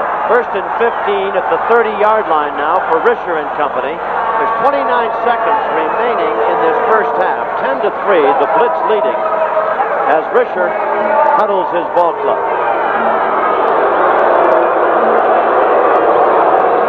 Marked at 2nd and 15 now. The crowd still booing just a little bit after that last call, expressing their displeasure. But check it, it's first down. I wondered why they had lost the down. I saw no reason to take the down away as well. And Bill White corrects himself. All right, it is 1st and 15. Risher from the shotgun sideline, beautifully thrown. Ball and the receiver come together at the 13-yard line, and that is Flowers. And it'll be out of bounds and a first down at the 13 of Chicago. Well, an excellent job by Flowers. He went down. You see him here. Richard dropped him back. It's a timing sideline pattern. He let the ball go absolutely perfect, the way you want it done. Before Flowers had made his break, the ball was on its way. We said that Richard is more of a timing type of a passer rather than a lot of velocity, and he was successful with that one. After giving the Blitz a three-pointer, the Wranglers have moved from their own 20. High snap, but Risher pulls it down. Throws in the end zone, incomplete. Oh, there's a flake flag. It'll be a pass interference call against the Blitz. Well, I'd have to say it's a good call, too, Tom, because as he was breaking to the corner, sort of a sideline or a little bit of a post-sideline type of a move, not directly to the sideline, but very smartly, he went to the end zone. Maurice Tyler, who was playing him on the corner, was just a little bit too aggressive. He was over his shoulder, and it appears as though it's going to be in favor of the Wranglers. I don't know about that. The Blitz was signaling as though they were the ones interfered with. It is offensive pass interference against Arizona. Well, I got to tell you one thing. Unless he pushed off, and he did not. When you see the replay, and he did not push off early, I was looking in that direction. You didn't see it, and yet they gave it to the Blitz, and that backs him up. That hurt. That hurt. Bring the ball back out to the 23-yard line. It is going to be first down and 20. And the crowd lets the officials know they do not in any way, manner, shape, or form agree with that flag. Well, I think the only thing that could be considered at this stage is that they were interpreting that as a pick play, where they tried to screen somebody and let him go outside. And other than that, I did not see any interference in the secondary. Risher now under center, back to throw. Looking, goes to the sideline, completes the pass, and out of bounds with the ball is Howell. The clock shows 14 seconds. Risher, for a brand new rookie, I mean playing in his first professional start, has handled himself beautifully in this football game tonight. Well, we've said before that he shows perfect poise as he drops back here. He goes to the back, coming out of the backfield, takes what he can get himself just a little closer. They got plenty of time to go one more shot. I would anticipate they'd go to the end zone, try and get 6 out of it, and if they do not, well, they're going to go for the field goal. They aren't going to waste time. 35-yard try. Asmith will be the one. He has missed one from 39, and he's hit one of 22 yards. So this will be a 35-yarder. The snap, it's down, he hits it. It's got plenty of distance. It's good. So the crowd has something to cheer about. And the Wranglers will go to the dressing room pumped up. What a drive. They started on their own 20, and with only but 11 seconds remaining in this first half, they managed to get 3 more. And now it is 10-6. Chicago leads. But it's got to be a big boost in morale and momentum for this young Arizona club. Yes, and it appears as though Coach Doug Shively's little chat with Jim Asmus on the sideline after he missed that last one had some effect, because he is now 2 for 3. He had a little bit of a tough hold the time before. This time it was a good hold for him. He had no excuses. He knocked it right through. Todd Krieger was the holder at that stage. The second string quarterback in this game started a week ago against Washington, but a very, very impressive drive. And you see Shively talking to his defensive unit, essentially, as they get out on the field, or actually the special teams that are going to cover the kickoff. And the impressive drive by Risher, moving against a veteran Blitz defensive unit, has got to tell Coach Shively that he might have found himself that young quarterback that he wants. There's Asmith getting set to kick off, counting heads out there. He's out of the University of Hawaii. He missed 2 field goals a week ago in the loss to Oakland, and he's come on to kick 2 here now. He's 2 for 3 tonight. Now there's Jimmy Stone, played his college ball at the University of Notre Dame, and back there with him Dennison, back there as well as Eddie Brown. And the Blitz kind of anticipating an onside try. You never know what this young Wrangler team will do, but Asmith hits it high and deep, and Stone circles under it at the 3. Back to the 10, 20, dumped at the 25-yard line, and the clock ticking down, and that may be, well, 4 seconds as the officials stop the clock now to mark the ball ready for play at the 25-yard line. Admiral Dewey Larry was there to make the stop. What a gutty competitor this kid is out of UNLV. I mean, he's been on the sidelines, banged about, and all but carried off the field a couple of times, and there he is right back out there again. Yes, he has, and he's played well. He's come up to force some wide plays by Spencer on several occasions. Sometimes he's helped on the tackle. Other times he has to take on the big guard, but has done well and effectively. I would assume Landry will be happy to go in leading 10-6, so I don't expect much out of this last play. Handoff to Long, and he is hit and dropped almost in his tracks by Bob Nelson, and the scoreboard is run out. All in all, I like that first half of football. I think the Arizona Wrangler fans did too. They set up a roar of approval for their young team as they head for the dressing room. The score here at the end of the first half, the Chicago Blitz 10 and the Arizona Wranglers have 6.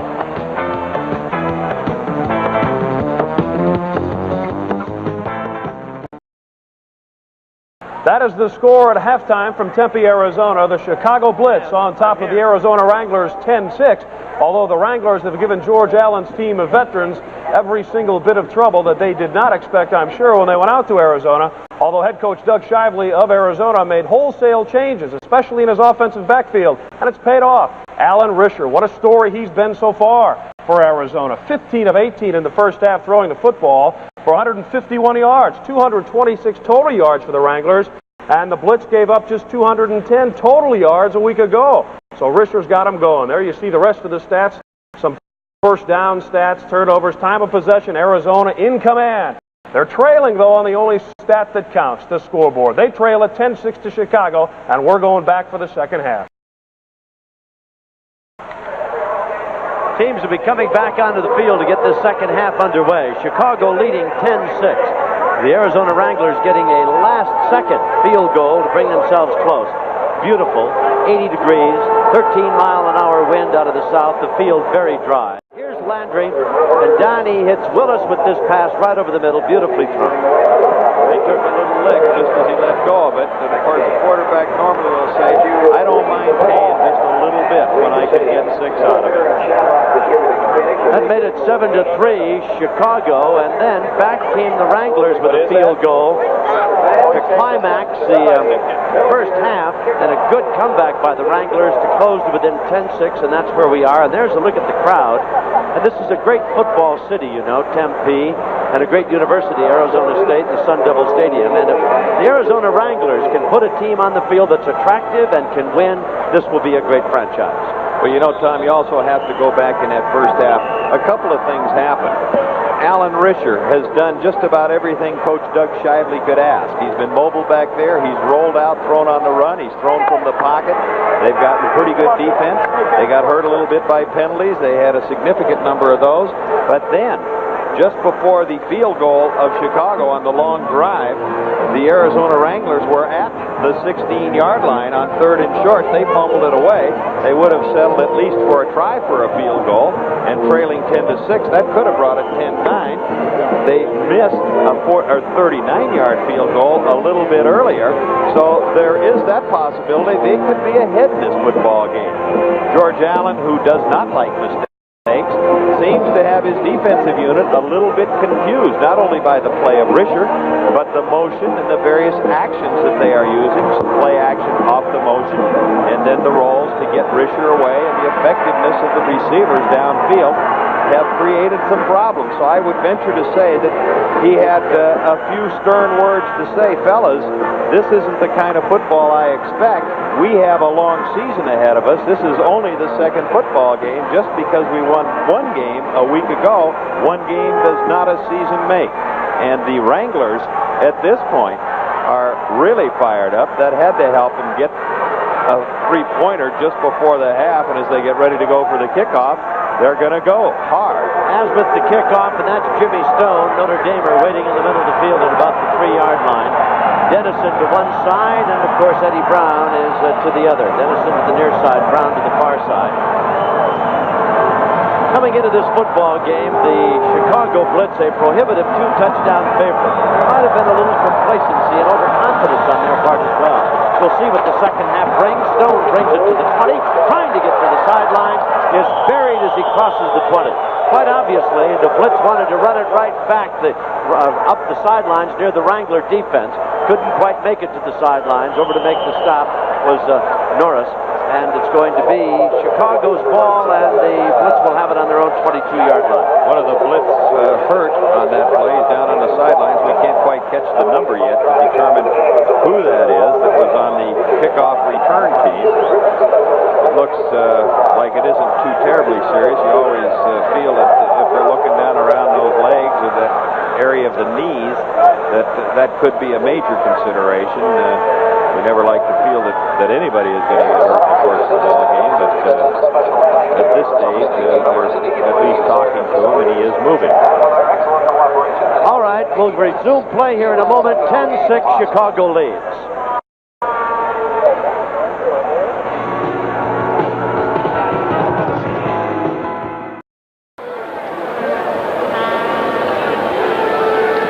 Steve Tobin, who is the backup center and an important man, of course, on the special kickoff teams, shaken up but came off under his own power for Chicago, and we're ready to resume action now.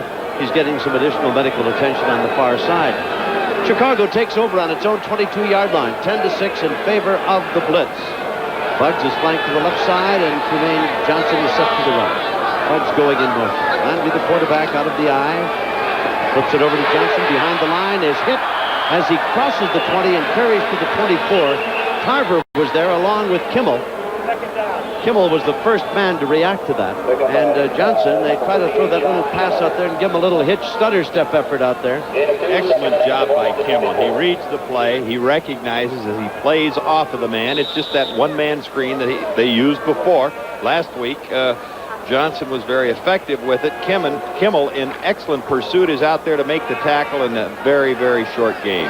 And a pretty good effort, too, by Aaron Mitchell, number 41, to contain the whole thing and keep Johnson, who's a fleet-footed guy, from getting some open field and a chance to really move. Coming in motion to the left side was Ricker. Pass caught, and they say inbounds at the 42-yard line across the way. And Walker was there on defense, but not soon enough. Well, Walker made a pretty good play. He was close enough to him, but the official indicated that Walker's momentum took the receiver out of bounds, which would be a completion. So Landry starting out here, putting that ball in the air. Has a first down at his own 42-yard line, leading 10-6 as we've just started period number 3 here at Tempe, Arizona, Sun Devil Stadium. Landry has the back split. That's Long and Spencer, and Landry back to throw, looking at Spencer. No, going downfield. He's got to complete to Johnson. Breaks a tackle. He is hit from behind and dropped at the Wrangler 38-yard line. And again, it was Kimmel coming up from behind to make the stop on Johnson. They say he put him down at the 39-yard line, deep in Wrangler territory. Nothing fancy about it. Bugs has as good a speed as Johnson does. Just take it straight upfield, runs the little hook pattern. Missed tackle over there, and that's what you don't like to see. So Johnson, who caught 11 balls last week, is back at it now, and Landry looking to him as a favorite target. Just inside the 40. First down, Chicago, leading 10-6 and trying to get a jump here in the third period. Landry hurried, throws, too high, too far. Johnson, the intended receiver. Well, the Wranglers have come in with 4 defensive linemen at 2nd and 10. They want to try and get more pressure on Landry. They have not gotten much starting early in the second half. Willis is in, and he's number 89. He's caught a touchdown pass already. He was set in the slot left, and Landry is instead going to Spencer out of the backfield. Good pursuit by Perkins and by Jones, and a flag goes down on the tackle, and we'll see the disposition of that. It could be holding against the defense. We'll have to wait and see what referee Bill White got in store for us. It's Bill, number 60. Veteran official on the West Coast in football and basketball. Oh, we're going to have offside against the defense. Offside against the Wranglers. That's a young, energetic, enthusiastic team, and they, of course, kind of maligned after losing 24-0 to Oakland a week ago. And what a difference a week has made in the makeup of this club and the spirit of their play and the intensity and the overall excellence of it. They've done an outstanding job. Bear in mind that the Chicago Blitz comes into most every game in the United States Football League in the early going, touted as being the most experienced, the most talent-laden. And they might very well be just that. But the Wranglers have literally played them to a standstill here tonight, though they do trail 10-6. Nelson, in this case, as you see the replay, Nelson being double-teamed to the inside. And now it ends up with 3 people on him. Now it's 2nd and 5. The Wranglers go back to the 3-man rush and the 4 linebackers. And the ball is at the Arizona 34-yard line. Coming with a blitz is that Wilcox. He shows blitz, then drops back off. Now Landry, Wilcox coming after him. Landry throws it in a hurry. Had to throw it too soon. Tried to get it to his tight end, Richter. And I tell you, Wilcox really came with a rush, didn't he? Well, we had seen him work with that safety blitz in practice. They did not show it a week ago. Chicago was prepared for it. In talking with George Allen, he anticipated that type of a thing. It's the first time tonight they have shown it. They showed it a little bit early, and as you saw on the TV sets, that Landry automatic moved his backs over, tried to run away from that crowd. They moved everybody up in the line early so that they did tip their Duke, but it got enough pressure to make Landry throw it away. So we've got Bugs to the left side, and Willis is in the slot. Landry to throw, gets a rush, gets hit, throws it incomplete. Got a great deal of pressure from Tarver, and a flag down across the way. Hold everything. Flag down across the way. Let's check with Bill White. Offside against the defense. So the Wranglers suffer again via the penalty. And from a 3rd and 5 at the 34, the walk-off could very well be first down Chicago inside the Arizona 30-yard line. Well, that has certainly hurt the Wranglers, as they could have shut this drive down at that point. The blitz starting approximately at their 22-yard line on the drive. Number 61 on the defense. It's first down. And there's the call. They claim that Ray Caddage, the defensive end out of the University of Washington, was offside. He was crowding the ball just a little bit too much. They had the inside linebackers coming, trying to get to Landry. It's the second time they've blitzed in this series, the last couple, to make him throw it away. This one, very costly. 12:59 remaining, third period. This possession started on the Chicago 22-yard line. They are now down at the 29-yard line of the Wranglers, and the handoff to Long, tries to go outside, breaks the tackle, and then is cut down as Ben Apuna comes over and hits him from his linebacker spot. Long with a nice dipsy-do, a little bit of a juke move there right at the line of scrimmage. Got some room to move, and Apuna was there to knock him down after a gain of no more than 1, 2nd and 9 at the 28. Again, a very conventional play off that right side. Reads the tackle, nothing there. Tried to get outside. Apuna, one of the linebackers, and why we mentioned earlier that they play those two inside guys deep. They try to get them into pursuit angles, and he did just that time. Johnson to the right, or the short side of the field, to the open side, the bottom of your screen. That's Bugs, and now he goes in motion back toward the short side. And Landry's back to throw, has time, goes to his back. That's Spencer. Good hands at the 30, and good coverage, as up there was Mitchell very, very quickly. Perkins was there as well, and Kimmel. They were all there. You know, I like Spencer's hands. He catches the ball, even though up around the helmet, maybe off the shoulder pad. Got good hands catching the ball for a running back. Well, he has been a good receiver. He does have those good hands. Mitchell, who was coming across with the motion action, and we're going to get it again, was a little bit far off, recovered in a hurry. You see Spencer just swinging out of the backfield, and Landry, seeing nothing upfield, hits him, and then makes a quick move to the inside. We get Mitchell some quick and hustle Kimmel by and Aaron Perkins. Mitchell. They were all there. Excellent player. So the ball, grudgingly now, the Wranglers have allowed it to go to the 27, 3rd down.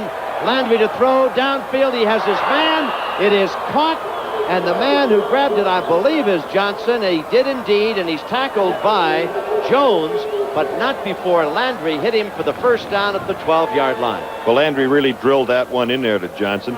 They call Johnson by the nickname Too Cold, and the reason they do that is because of his business approach to the football game. He knows where he is and what he's doing, and Eddie Robinson says no one man can cover Tremaine Johnson.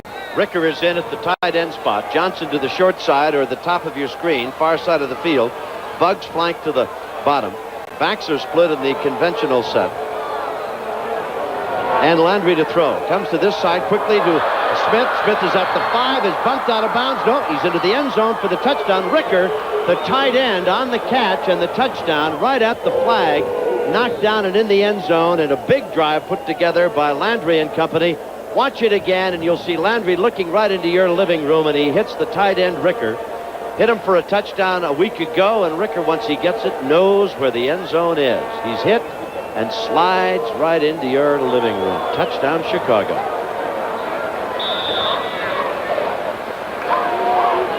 Another look at it. Good job. His legs might have not been in, or his feet, but the ball broke the plane of the goal line, and Ricker, who caught a touchdown pass a week ago and has been a revitalized player, has got to be happy.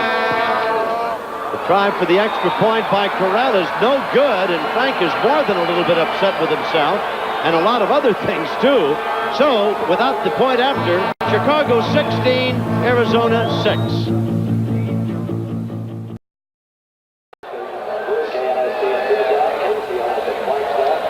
.78 yards in 9 plays, and Landry with the 2nd touchdown toss of the evening, his 4th of the year. 16-6. Corral, who missed the extra point, set to kick off. And the deep man, that'd be Murray to the top of your screen, Blue to the bottom. And the Wranglers now down. The low bouncing kick. Wilcox takes it at the 25, at the 30, at the 35, head down close to the 40 and about the 39. Well, this will give the Wranglers good field position. A lot of confidence shown by George Allen as he's not having Corral kick deep. In some instances, you don't want to give those deep people a chance to return the football, but he knows he's got that veteran defensive club, despite the fact that Alan Risher, the quarterback, has moved effectively. Landry in that drive threw 6 passes for 66 yards, which was really effective and probably the best drive of the night on his part. So Risher takes over at his own 39-yard line now. Backs in the I formation. That's Howell, the up back, and the play-action fake. Risher gets a rush over the middle. Oh, fortunate that he threw it low. Von Horst had an interception, but it was right at the turf, and he short-hopped it incomplete. Risher really with a rush put on by the Blitz.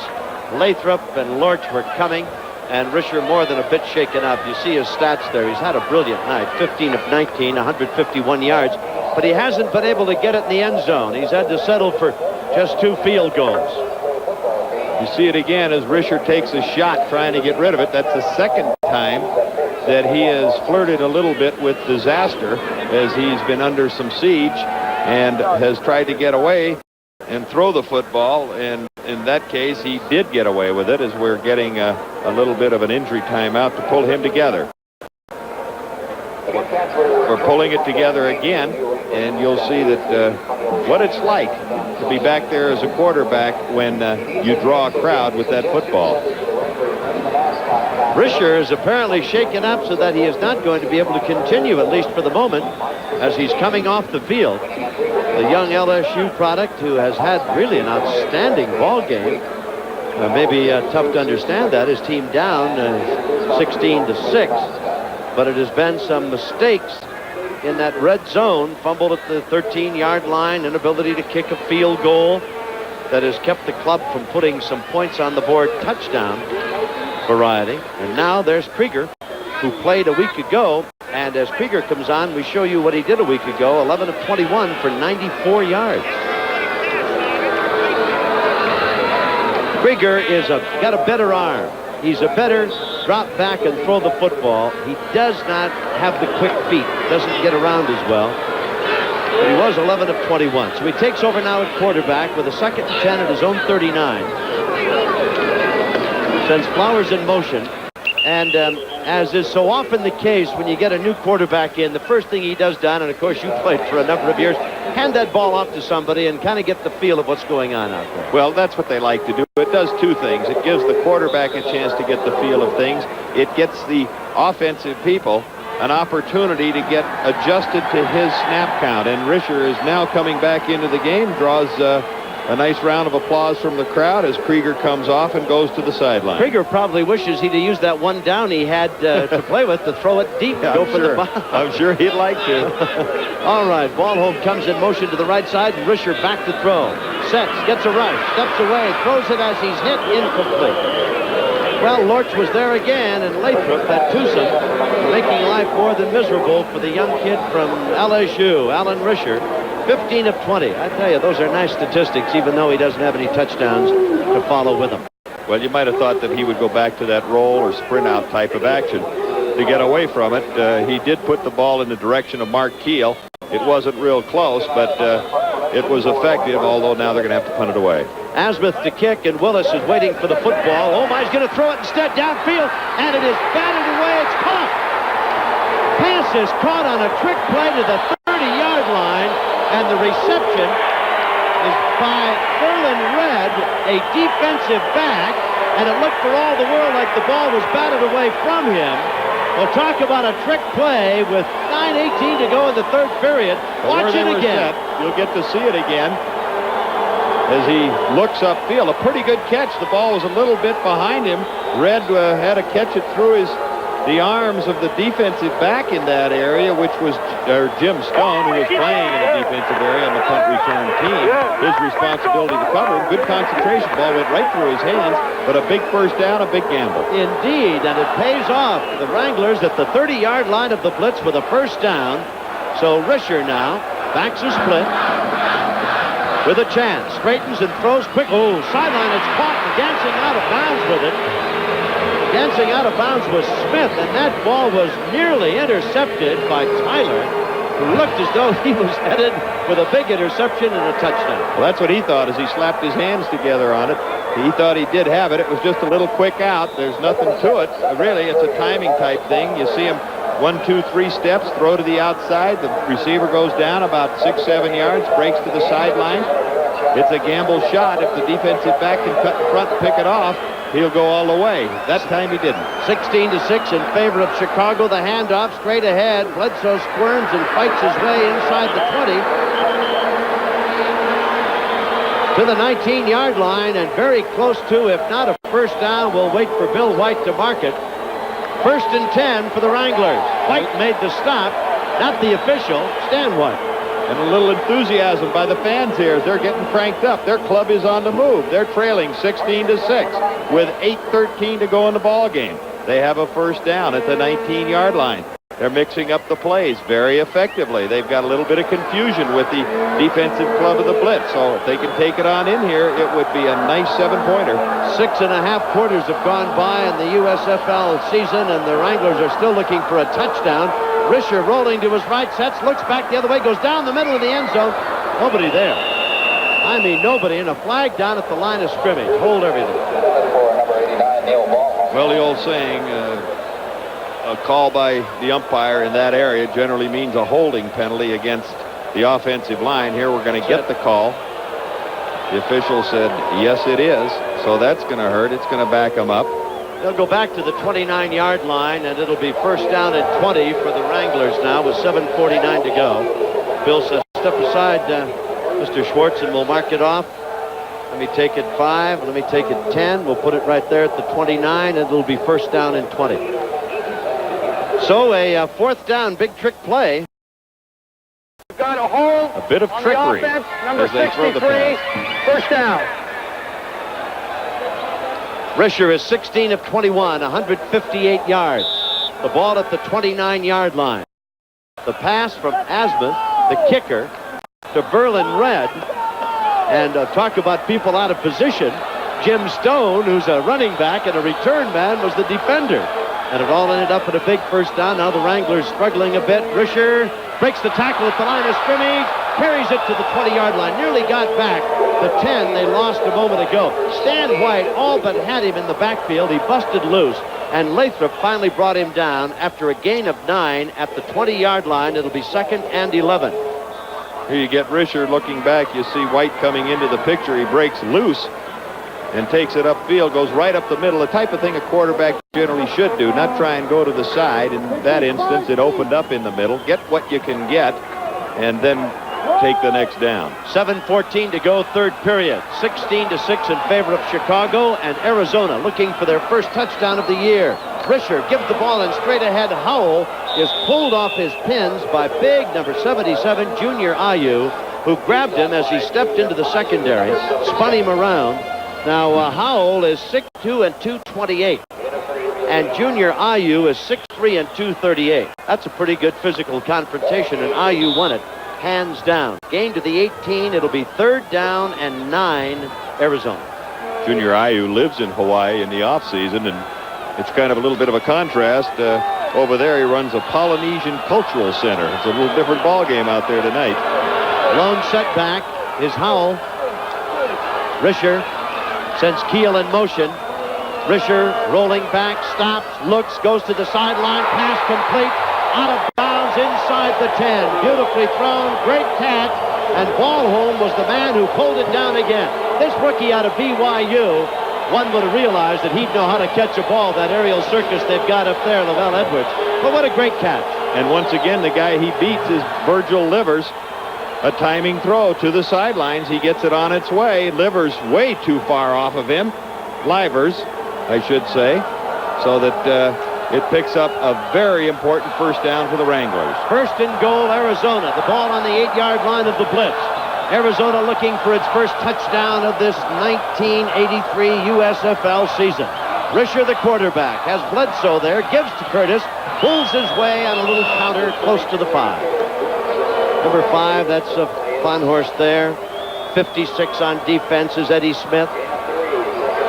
Curtis Bledsoe carries. They're going to mark it at the 6-yard line. It'll be second and goal at the 6. Shutout 24-0 a week ago at the hands of Oakland. And now with just but 2 field goals as they're battling Chicago and trailing 16-6. The Wranglers started with this ball on their own 39-yard line following a kick returned by Wilcox, and now they are deep, second and goal at the 6. Backs are set in close. Ballholm comes in motion to the right side. Risher rolling to his right, cocks his arm, throws in the end zone. Touchdown, Arizona! The pass complete to Mike Smith.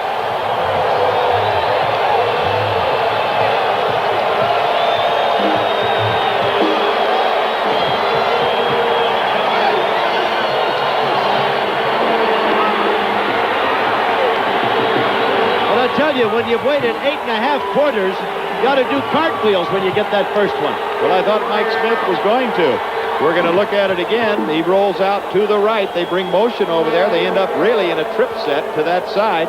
Smith going downfield. He just goes into the end zone, doesn't get too deep, hooks, and perfect timing by the quarterback, Alan Risher, number 7. Try for the extra point. Krieger puts it down. It's blocked. Blocked. And so while they get a touchdown, they can't get 7. They'll have to settle for 6. It is 16-12. Chicago leads. And the Wranglers putting on a 61-yard, 11-play drive that took 5 minutes and 4 seconds. And Risher, 6-yard touchdown toss to Smith. And for the 2 men, their first of the year. There's Asmuth, who missed the try for the extra point. He's got 2 field goals. Jim Stone waiting for the blitz. Takes it at the 3. Straight up to the 5, 10. Hurdles to the 20, to the 25-yard line. Well, that's an exciting move, but it can be a dangerous one indeed as you try to hurdle would-be tacklers. Howell was there to make the stop, and we've got a player shaken up for the blitz and down at the 25-yard line. Dennison going out. It might be Stone. I don't know. Could be Stone. Injured player will take time. Back in just a moment.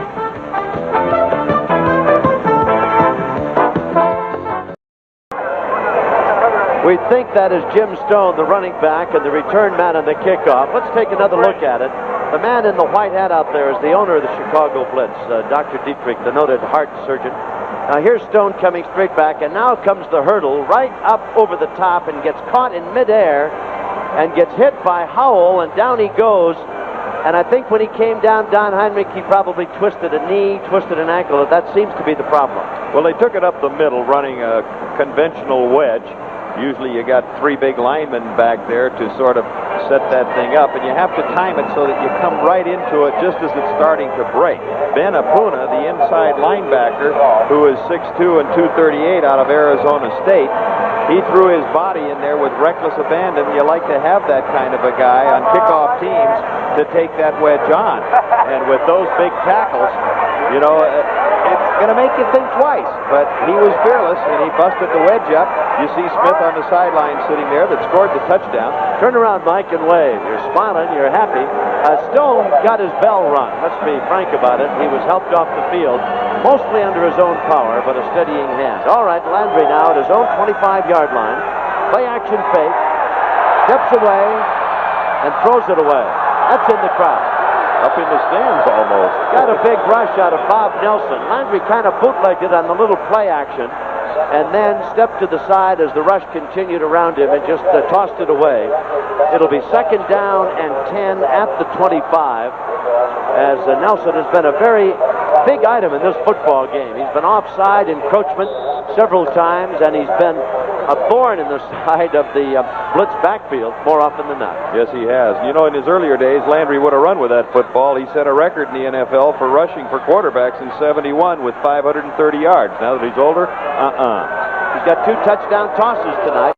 He's got 4 on the year, and he leads 16-12, and he's back to throw with protection down the middle. Great catch by Buggs as he ran a crossing pattern at about the 43. I think they'll give him progress there.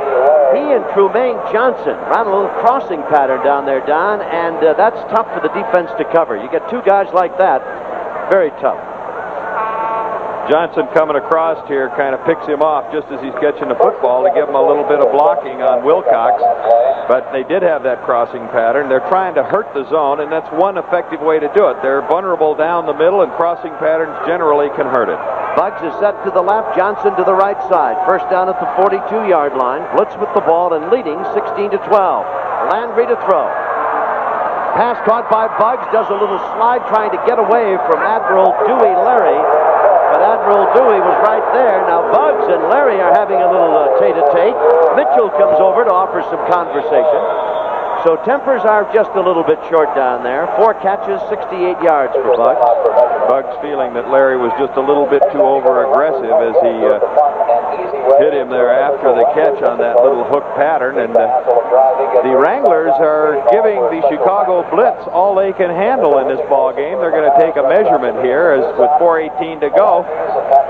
The Wranglers are trailing 16-12. The officials put it down. They say it is a matter of maybe a foot and a half, possibly short. About the length of the football for the first down. Just nosed up at the 48-yard line in Wrangler territory. We've had some, we think, exciting moments out here tonight. We hope that you're enjoying the telecast. Young Alan Risher has played well. The veteran Chicago Blitz Ball Club has maintained its decorum and its cool and its poise, and they lead 16-12. But this Wrangler team, young, impetuous, you just never know what they're going to come up with. Let's call it second down and about a foot at the 48-yard line. Again, Johnson and Buggs both to the left, and now Buggs goes in motion to the right side. And the handoff straight ahead, Spencer picking his way gingerly, like a guy walking through a minefield, really, but routinely getting the first down behind a good charge up front as he gets to the 46-yard line. First and 10, Chicago at the Wrangler 46-yard line. Possession on this drive started on the Chicago 25 following Stone's kickoff return, which of course was preceded by a 61-yard 11-play drive. Don't forget, the Washington Federals and the LA Express go at each other Monday night, and ESPN will be there, the Los Angeles Coliseum. Ray Jock of the Federals coaching that club, Huey Campbell of the Express, two great Canadian Football League mentors who've gone at each other many times. Quick look out at the sideline. Johnson, check it, not Johnson, but over there to catch it was Buggs, and he's driven out of bounds at the 40-yard line. Jones was over there to make the securing move to knock him out of bounds, put it at the 40-yard line, a gain of 6. It'll be 2nd and 4. Talking with Charlie Waller last night, watching him work out here, George Allen wanted to work under the lights.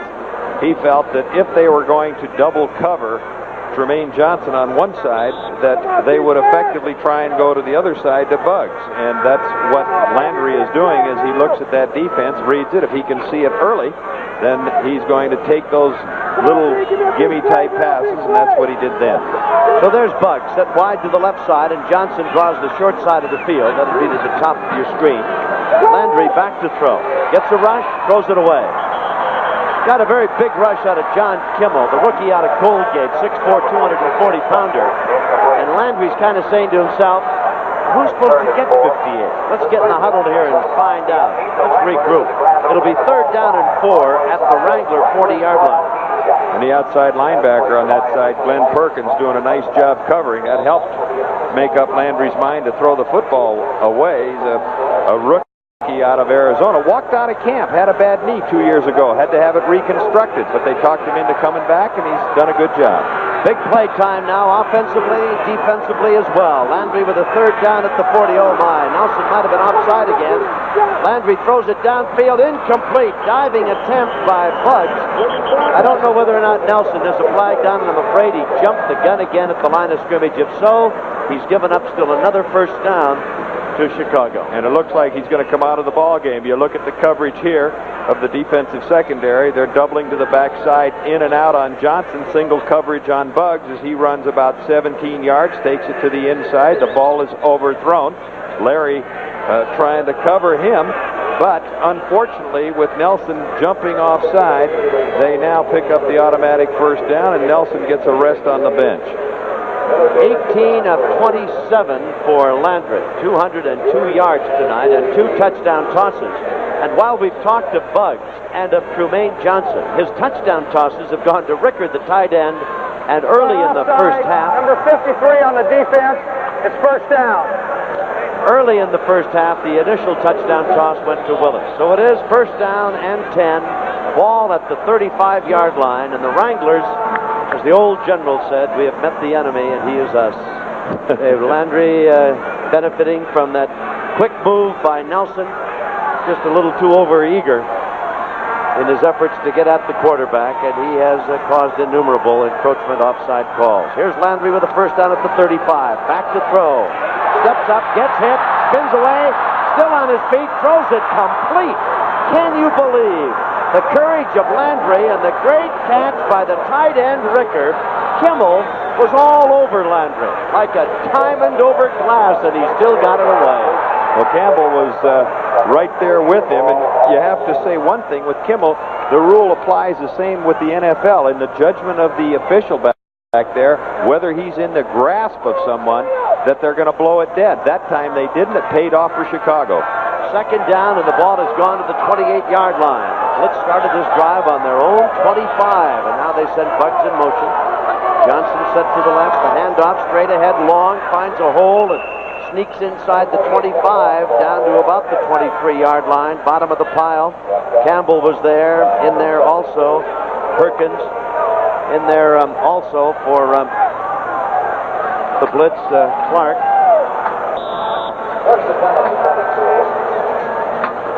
Ball at the 22-yard line, a 6-yard pickup makes it first down for the Blitz. Well, effectiveness of this drive, as it did in the last one, has been the passing of Landry, and tonight he came into this football game with 100 passes straight, no interceptions, and he's been just that this evening. No problem. 16-12, Chicago leads. We've got 1:49 to go in the third period. Landry to throw, rush, chase, throws it. Diving catch at the 7-yard line. Bugs has got a first and goal. Well, a good job by Landry scrambling out of there under heavy pressure as he moved to the right. He saw Bugs breaking down and into the inside, just a square-in type of move. He's done it 3 or 4 times this evening for receptions. And Landry, throwing on the move, hits him, moves the ball to the approximately 8-yard line, just inside of it. Jones comes out, and Walker is in defensively at the left corner spot for the Wranglers. And the ball just inside the 8-yard line now. There's Bugs with 6 catches. Landry's got 2 touchdowns tonight, 4 on the year, and a first and goal, leading 16-12 and looking for more. The snap, and kind of a bump around in the backfield as he hands it off to Spencer, and he and Spencer banged into each other, but they made the handoff. Spencer getting little or no yardage, practically. Kimmel there to make the stop at the 7. Give him a gain of 1. We look at the defensive move and get the replay, slanting to the right as the linebacker, sitting relatively deep, moves inside. Glenn Perkins with some help to fill it in a hurry and shut it down. Perkins in on the stop at the 7-yard line. It is second and goal. The Blitz threatening again. Landry looking in the end zone. Pass thrown incomplete. Flag. Obvious pass interference against Walker of the Wranglers, and Bugs the intended receiver. Walker all but tackled Bugs as he crossed the goal line, and I believe they'll move it to the 1, and it'll be first and goal Chicago. Well, once again, Landry going to that quick post or slant type action, knowing that it's very difficult. It's a timing thing. He's got to hit him in between the linebackers as he breaks off of the corner. Bill White looking it over now, checking with his officials to see whether or not in the end zone, if it occurred there, they'll take it to the 1-yard line. Maybe they'll just move it half the distance, depending upon, that's what the discussion is, I'm sure. Where did it happen? Was it in the end zone? If so, it'll go to the 1. Well, the corners were in that bump and run position, as we commented earlier. It is just a one-on-one dogfight between you and the cornerback. Defensive pass interference, number 28, first down. So it's first and goal now, and they put it at the 2-yard line. First and goal at the 2. Drive started at the 25. 14 seconds remain in this, the third period.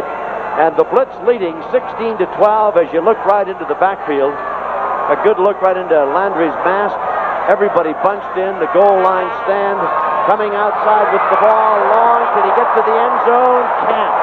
Oh, what a bull-like effort by Long, and what an even better effort by the defense and the man in charge there, number 56. Carver may have had a face mask. The flag is down. We'll wait and see.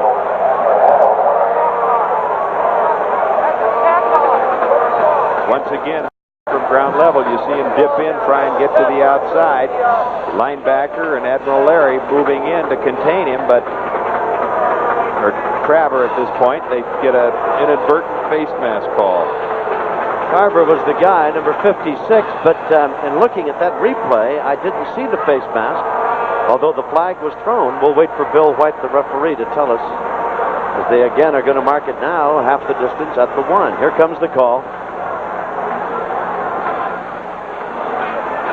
Here he comes now, checking. 56, face mask, 5-yard penalty, half the distance to the goal. Second down. First and goal at the 1. It was Tarver, guilty of the face mask. Take another look and you can see it right there. And that's Tarver, 56. Larry came up to help out, but Tarver had him.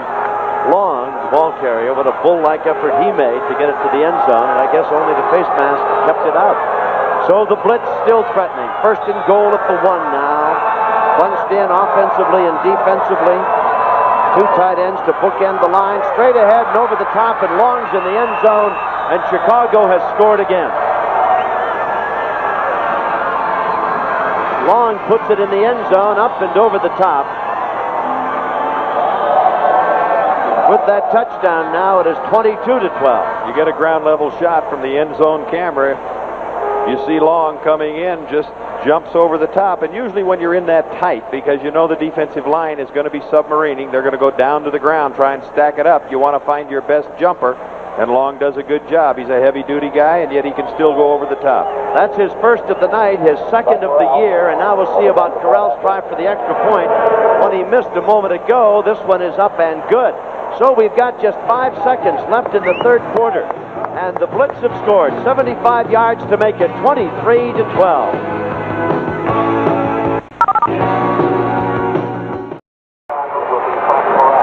Blue and Murray are awaiting the kickoff now for the Wranglers, and it'll be Frank Corral to hit it away. Corral has a field goal, a missed point after, a couple that were good. Wilcox takes the short kick at the 30, 35, and Tommy's down at the 37-yard line. So Corral, for the second time, as we come to the end of the third period, has kicked it off short, deliberately, quite obviously. 3 periods are in the book. The score, Chicago 23, Arizona 12.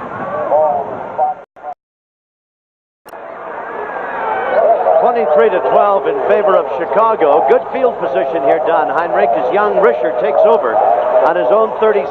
But he's down by 11. He's got a lot of things to get done here. Risher, the quarterback for the Wranglers, at his own 37-yard line. First down. Starting the fourth period, and Risher back to throw. Comes over to this side. I think somebody ran either the wrong pattern or he threw it the wrong way. Ballholm was the intended receiver, and he has looked so very good, and they've had a nice passing combination between them tonight. I wonder just who threw it away or who ran the wrong route. Well, you never know on those things. Both of them have not played a great deal of football at this level. And Ballholm anticipated taking the inside. Risher obviously thinking he was going outside. I would assume that Risher is going to continue as he has been, keep going to the wide rollout things, get away from the crowd. On the delay, the handoff to Bledsoe. No room in the middle, trying to come outside. Head down is dropped almost at the line of scrimmage. Honhorst tracking that play beautifully. Bottled up the middle, and then when he couldn't get in the middle, he tried to come outside, and Honhorst was right there. Livers was there as well. They'll mark it at 37. No gain, 3rd and 10. Well, he mixed it up a little bit on 2nd and long. He went to the draw play again. They've used it a lot tonight. Reasonably effective. Trying to slow that rush down. They have not utilized a whole lot of screens. Risher, again, preferring to go out side to side, going to either Ballholm, Smith, and not utilizing Keel, the tight end, like they had been in practice. Well, he's brought in Genfeld now to bookend the line along with Keel. He's got one back in there as he takes Bledsoe out. He's a long count at the line of scrimmage. Risher needs a big play. Throws it to Howell. He's at the 35 to the 39-yard line. Short, of course, of the first down. Got only 2. And so it's going to be a 4th down, and Asmuth comes in to kick. Well, you'd have to think Mark Keel, the tight end on the left side, the double tight end offense, was open as he ran the hook pattern. Could have picked up the first down, but Risher chose to go to the back coming out of the backfield. Normally you'd want him to go upfield because you're not going to pick up the first down in most instances going to the back. We look for a kick here and not a trick play as we saw earlier from Asmuth. Willis is waiting for the ball at the 12-yard line. Asmuth stands at his own 25, steps up and hits it. Nice kick. High, hanging spiral. Willis waiting at the 10, takes it at the 12, 15, 20, 25. still on his feet, not very close to the 29-yard line. Nice return by Willis. We've got 13-17 to go in this game. Chicago 23-12.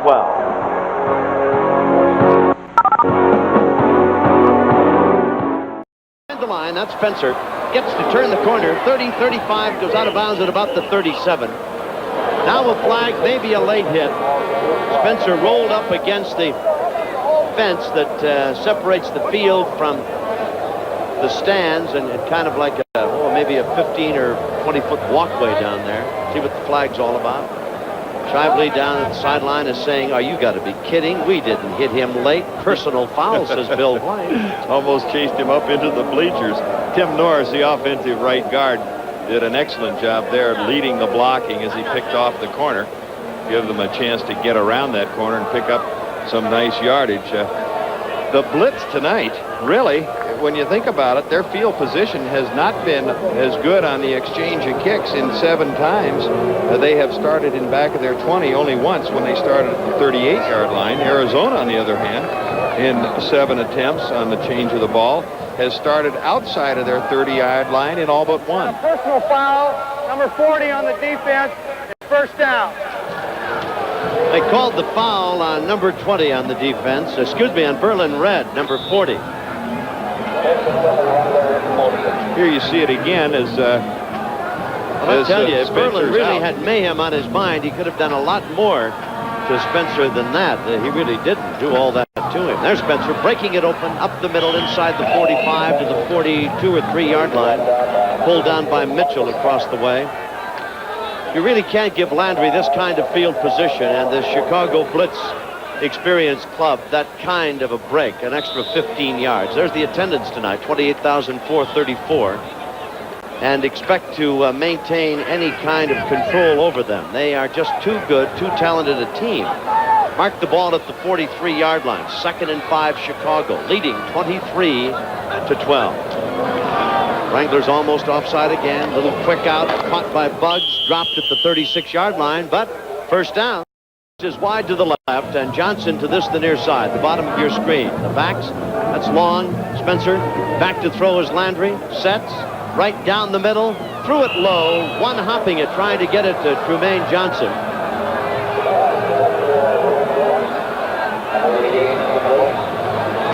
Incomplete. And the ball will come back to the 36, and it'll be 2nd and 10. Well, you know, we talked about Trumaine Johnson earlier and said that that Eddie Robinson, his coach at Grambling, said no one man could cover him. He helped Eddie Robinson against Florida A&M when he scored 3 touchdowns, go to his 300th win in his career, which has certainly been an illustrious one. 2nd and 10 Chicago, leading 23-12. The ball is at the Arizona 36-yard line. 12:24 time remaining in this, the 4th period. Landry with time. Throws a little soft one, complete to his tight end, Ricker, inside the 20, and Ricker's down to the 15-yard line. Ricker, who took it in for a touchdown earlier, has the ball to the 15-yard line, and Perkins is there to make the stop. Well, the Wranglers came with the 4-man rush. We're going to see it again. They went with a twist inside. You see the 2 tackles looping around. Absolutely no pressure on Landry. A good vision for passing. A passing lane as he hits Ricker and picks up a nice first down deep. They're threatening just inside the 16. You see the blocking on Campbell as they double, almost triple him there. They pick him up with all combinations of interior offensive linemen. First down at the 16-yard line. The Blitz leading 23-12 and threatening to get more. Landry's got 2 touchdown tosses. Look at the protection. All the time in the world. Tried to hit Johnson. Coverage there by Perkins, the linebacker who picked him up. And it goes as incomplete. Well, there's a play that they dusted off a little bit. They send the back deep out of the backfield to clear it out. Trumaine Johnson goes down about 5 yards, sort of under control. Lets the back, in this case Spencer, take the secondary out of there. Then he comes underneath it, but the linebacker very alertly gave him a little touch as he went to reach for the football. Chicago started this possession on their own 29-yard line. They were aided and abetted by a personal foul call. They have moved it down to the 16-yard line. 2nd down and 10. Landry Gets a big rush from in the end zone. Touchdown. Ricker again, the tight end. Big rush by Kimmel, but Landry got it away and hit his tight end for still another score. Mitchell was the man that he caught the ball right over. Beautifully thrown pass. And Ricker now coming into his own, a touchdown catch a week ago, and 2 more tonight. He's got 3 on the year. Well, you got to say that Landry read that absolutely perfect. You'll see it again. He's got good protection. He knows the blitz is coming from the right side. As he puts it up in the air and lets him run under it, he sees that the defensive back on that side, Aaron Mitchell, is beat. Aaron starting out as a corner with the Dallas Cowboys, now playing safety. Time for the extra point. Corral hooks it badly and misses again, so he's done that twice tonight. He was troubled with a bit of a bad knee, and maybe it's showing up. 11:29 to go, 29-12, Chicago.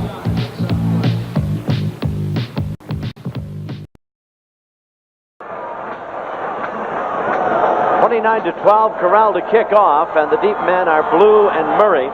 Frank's had some trouble. He did have a field goal. He's kicked an extra point, and he's missed 2 others. Low bouncer comes down to Murray, who kicks it a bit, picks it up at the 15, back across the field. Can he turn the corner? Giving ground at the 15, comes back this way. Down he goes. Well, they sprung him out too far, and he was giving ground, and the very alert Chicago Blitz defense, their kickoff team. Those special teams, Don Heinrich, take great pride in doing just what they've done there to a guy trying to return a kickoff, don't they? Yes, they do. And one thing George Allen emphasized, because things didn't go quite as well last week, as you see the scoring drive, 7 plays, 71 yards in 1 minute and 54 seconds, climaxed by a 15-yarder to Ricker from Landry. But Allen didn't feel that they were holding their lanes, as we have a man just a little bit injured down there. We can't, I think if you can see at this point, it looks like Glenn Perkins, a linebacker. But talking about the coverage, Allen was not satisfied.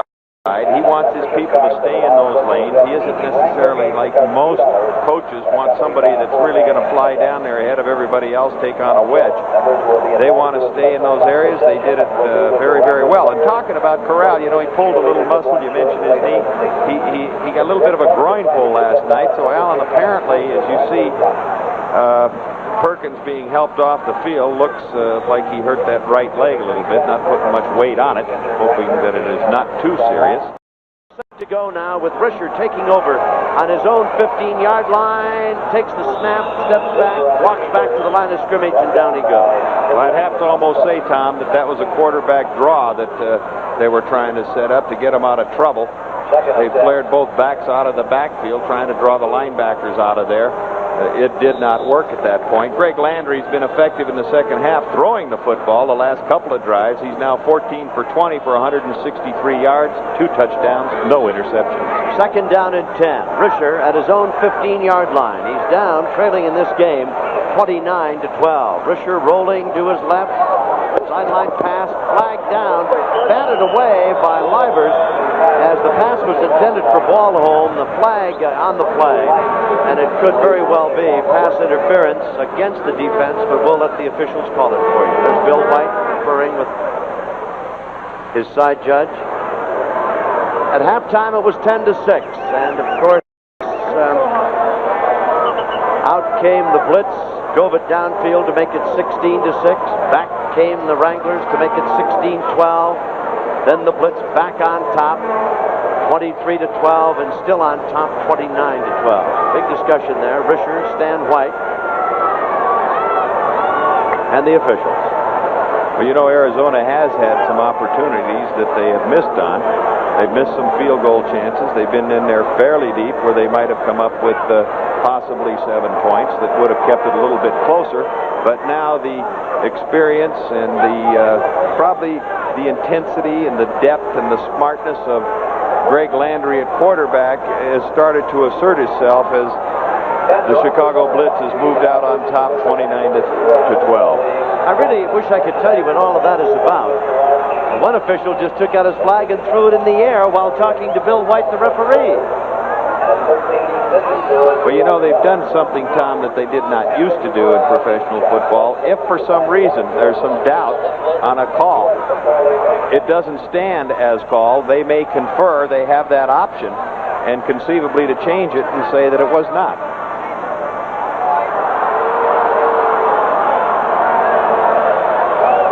Well, I got an illegal motion call against the offense, and I got a pass interference against the defense. I think they're going to cancel it out and do it all over again. I think possibly they had 3 receivers up on the line of scrimmage, which would make one of them ineligible. So I just gave you the right call. They're going to just offsetting penalties, and Bill White's microphone did not work, or he would have told you. But we had a procedure call against the offense, pass interference on the defense. That consultation between the officials looked more like a convention than just a friendly meeting of what did you see and what did I see. They really took their time about it, didn't they? They did, and it all goes over. So it's at the 15-yard line, and it's 2nd and 10 again for the Arizona Wranglers. They're trailing 29-12, and we're in the 4th period, and Risher's trying to get some points. Going to run it, going to throw it, upfield, nice catch, as he really almost threw it too high and too far, but Bledsoe pulled it down. Curtis Bledsoe at the 33-yard line, and that's good for a first down. Kind of a desperation toss by this youngster who's staring through that face mask over at the sidelines to see what the play will be, and he says, come on, fellas, give it to me in a hurry. We'll see it again as Risher getting a little bit edgy in there. You know, sometimes you get too much time. He steps back up to the inside, sees that he's in a little bit of trouble, but a great catch by Curtis Bledsoe with the ball up high. So the ball is out at the 33. It is first down and 10 for the Arizona Wranglers now, and Risher is back to throw. Nice protection, comes right over the middle, complete. Caught by Keel, his tight end, out to the 45-yard line. Tackle made by Jim Fanhorst. Keel, a very popular player here.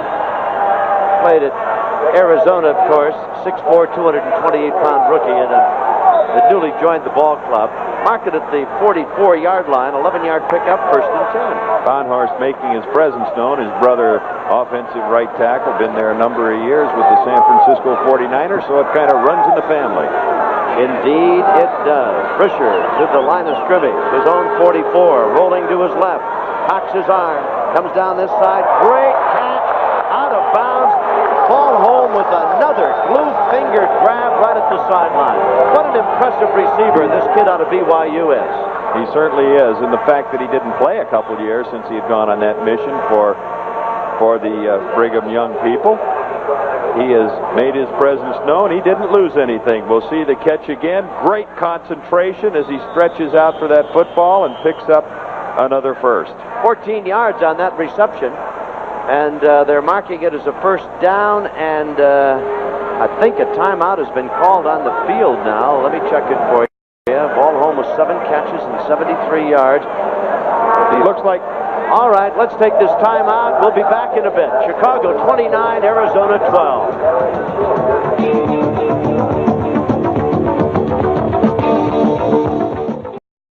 Acrobatic thing by Ballholm. He's got the ball down at the Chicago Blitz 42-yard line, where it is now a first and 10. Luther Bradley was hurt back there as the free safety. Had 2 interceptions a week ago. Bradley kind of had a bad back, suffering from it a little bit. He's been a little bit nicked up. In motion, Ballholm. Risher on the delay, hands off, straight up the middle. Howell has got running room, and he's through about the 32-yard line before defensive help comes up in the person of Walton to bring him down. Walton brought him down at about the 32-yard line. And coming back into the game as Walton goes out is Luther Bradley. Quite a story. George Allen said he was out of position up there at Detroit, made a free safety out of him, and it's Minucci who is signaling in, reserve quarterback out of Kansas State, sending the plays out on the field. Like you mentioned, Tom, Bradley playing corner at Detroit. And George Allen, like he so often does, moves into free safety and doing a good job. 2nd and inches. All right, straight ahead, first down easy as Howell bulls his way inside the 20. See where the officials mark him down. Going to put him right at the 20. Right up the middle now, and they're opening up some gaping holes in the Blitz defensive line. Muskie pulling and trapping and opening up a big hole, and Howell barreling his way right behind him. Out of Baylor, 2nd-year pro. Excellent job. That's what that size does for you. As he breaks a tackle, picks up about 5 more after he's hit. 12 yards overall on that play, Don Heinrich, and it's a first down at the 20. I want to thank Kay Schultz of the Chicago Blitz, George Hill of the Arizona Wranglers, Van Barbieri of the Chicago Blitz for their help and assistance. Richer in the end zone. Threw it too far. Got a flag down across the way at the 5-yard line. Hold everything. Going to be pass interference. Now let's see who it's on. Tyler was the covering back over there. Jackie Flowers, their best speed guy, making a move to the outside. He looked like he was going to run that sideline or square out pattern. Gave him a good head fake, turned up field, and got bumped. Budweiser's going to select a player of the game, and we'll be announcing that in just a bit. We've got a lot of candidates out there, so you might just, while you're sitting and watching, try to decide yourself who you think ought to be the best or the most recognized player of the game. We'll tell you our pick and Budweiser's in just a bit. Pass interference against Chicago. Put the ball at the 10-yard line. We've got a first and goal at the 10 for the Arizona Wranglers. They started this drive on their own 15. Big play in this was that toss over the middle to Bledsoe that kept it alive, and then the good catch on the side by Ballholm. Risher, for a young quarterback, Don Heinrich, has showed a lot of class and a lot of poise out there, and this is very first pro game. He certainly has. So a first down now at the 10-yard line. Rolling to his right. Risher looks in the end zone, throws it, and it's caught. Touchdown, Arizona. Tyler could not handle the defense, and a great reception and a celebration in the end zone. And the man who caught it coming away with it is Flowers, as Ballholm comes over to congratulate him. And what a great job by Flowers as he went into the end zone. Coverage right on top of him. The ball thrown perfect, far and away, the only place that it could have been put, and he reached out and grabbed it. Now for young Risher, that is his second touchdown of the year and his second touchdown toss. And give credit to the offensive line as they gave him a chance to get the time to throw it as you see it again. Great concentration by Flowers. He was falling down, yet still never took his eye nor hands off that football, and now we'll see, maybe they'll go for 2. 85 yards in this drive, trailing 29-18. Risher rolling to his right, giving ground, rolling all the way back, looking, still looking. He's back at the 30. Throws it. Caught for 2 points in the end zone. Oh, baby. Keel, the tight end. How about that? What a play. What a job. Nobody ever told him that he was a rookie coming into this league. Oh, Risher's got to be the happiest guy west of the Mississippi. What a night he's had. What a great performance. And we've got 6:55 to go in the ball game. The score, Chicago 29, Arizona 20. Don't go away. Anything can happen.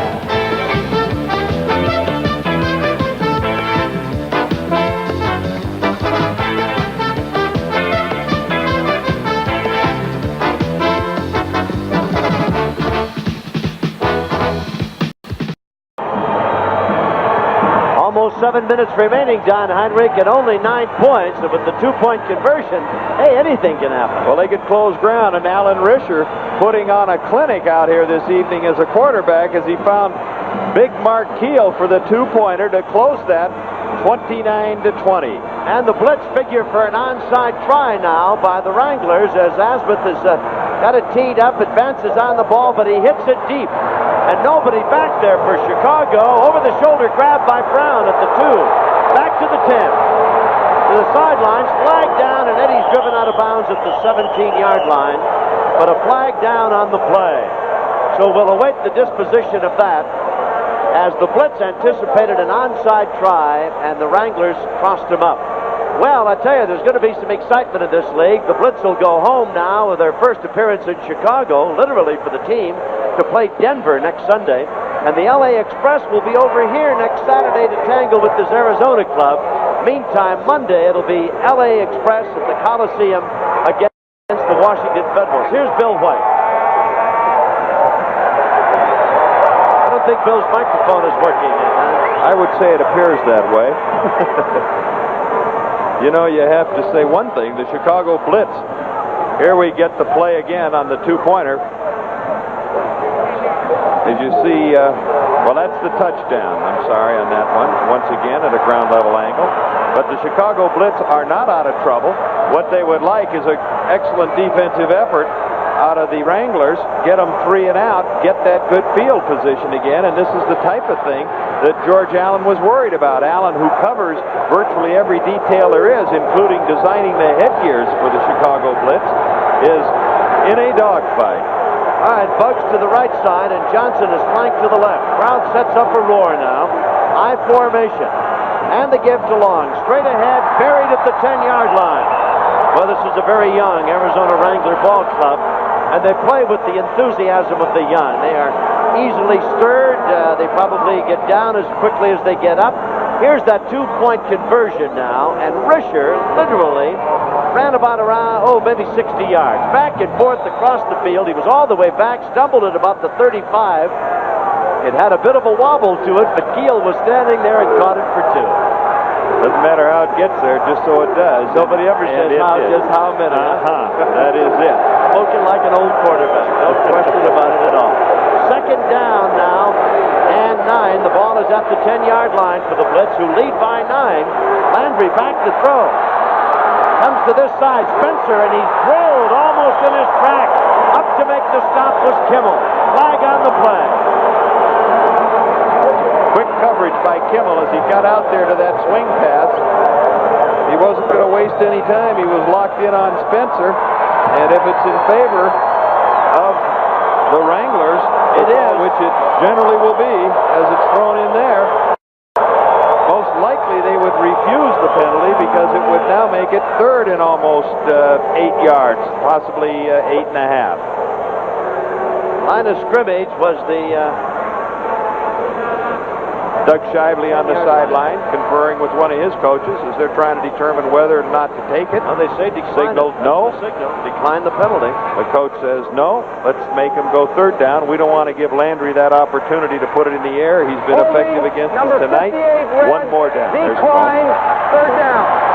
Penalty decline, so if they can stop him here, they're going to get that ball at approximately midfield. They called it holding on Tim Norman, number 68, so it's going to be 3rd down now. Mark the ball at the 12. At the 12-yard line, 3rd and 7. Big play time. How do you stop Landry, the veteran quarterback? He's seen most everything. Tough to surprise him. The backs are split. He's got Johnson to the right and Bugs to the left, and he's back to throw. Sets, but right down the middle. It is caught at the 22, 23-yard line, not complete. As Bugs could not, Johnson could not hang on. And a good job by the defense. They closed ground in a hurry. Johnson had it, couldn't quite get it put away. That's what defensive backs you like to see him do. You see it again. They'll strip him as he tries to put the ball away. And by stripping, I mean they'll grab his arm, try and jerk him down before he can get a chance to lock it in there. Gets just enough of that right hand and keeps tugging at it. And Johnson drops it, so we're going to get the punt, the turnover. One area that George Allen was concerned with more than any other was the offensive line. Frank Corral is standing in the end zone, waiting to kick it away. He'll get a rush to be sure. Waiting back upfield is Billy Rickman. We haven't seen Billy in the game yet. Some fresh legs, and there's another look at it. There's the snap to Corral. Steps up. Frank hits it. Bad kick. Off the side of his foot. Bounces at the 40. Rickman takes it in stride, goes out of bounds at the 45. Ideal field position. But remember, Chicago leads by 9 as the Arizona Wranglers take over on the Blitz 45 with 5:36 to go. What a great game. Arizona at its own at the 45. Bledsoe straight ahead, still on his feet inside the 40 at the 39. Well, they changed up on him a little bit at that stage. Chicago probably anticipating that they would go to the air. They ran the little draw play to the inside. Good blocking up front. Terry Balkin literally let Bledsoe just ride his back right downfield before Lathrop could come up to make the stop. Just inside the 40. Call it 2nd and 5 at the Blitz 40-yard line. Risher, the quarterback, rolling to his right. Has time, may run it. Throws it. Boy, almost intercepted. What a great play. We're going to have a personal foul call. It'll be against Ed Smith. Now, what happened was that as Risher threw it, Smith almost intercepted it. Risher reached in, batted it away. Smith took exception to the whole thing and literally manhandled Risher to the turf, and it's going to cost him 15. Well, there's been a couple of costly penalties against the Blitz here. One on offense down there that kept him back in the hole on the holding call and wasted it down for him. This one, with the Wranglers getting good field position, now keeping the drive alive, as George Allen is complaining. He doesn't think that's the case. Most coaches never do when it goes against them, and we're going to get it again. Now that's where Smith just takes Risher by the and tries to throw him right through the turf here at Sun Devil Stadium. Well, he's been giving them fits. I imagine there's enough frustration on those defensive people to say, when we get a shot at it, we want to give him that little bit extra, and it cost him. 29-20 is the score. You see the ball has been moved inside the Chicago 25-yard line at the 24 now. A first down for Risher and company. And this crowd here at Sun Devil Stadium really involved in the contest now. Walholm goes in motion to the right side. Risher on the delay, hands off, and with the ball battling his way to the 20 is Howell. He ran Walholm in motion, hoping to get the linebacker to follow across, and then ran Howell on that delay back to that supposedly weak side, Doug. And yes, and Howell, that was the draw again up the middle, tried to change up on him. The Blitz that time were in a blitz. They had both outside linebackers coming. They had one of the safeties up there.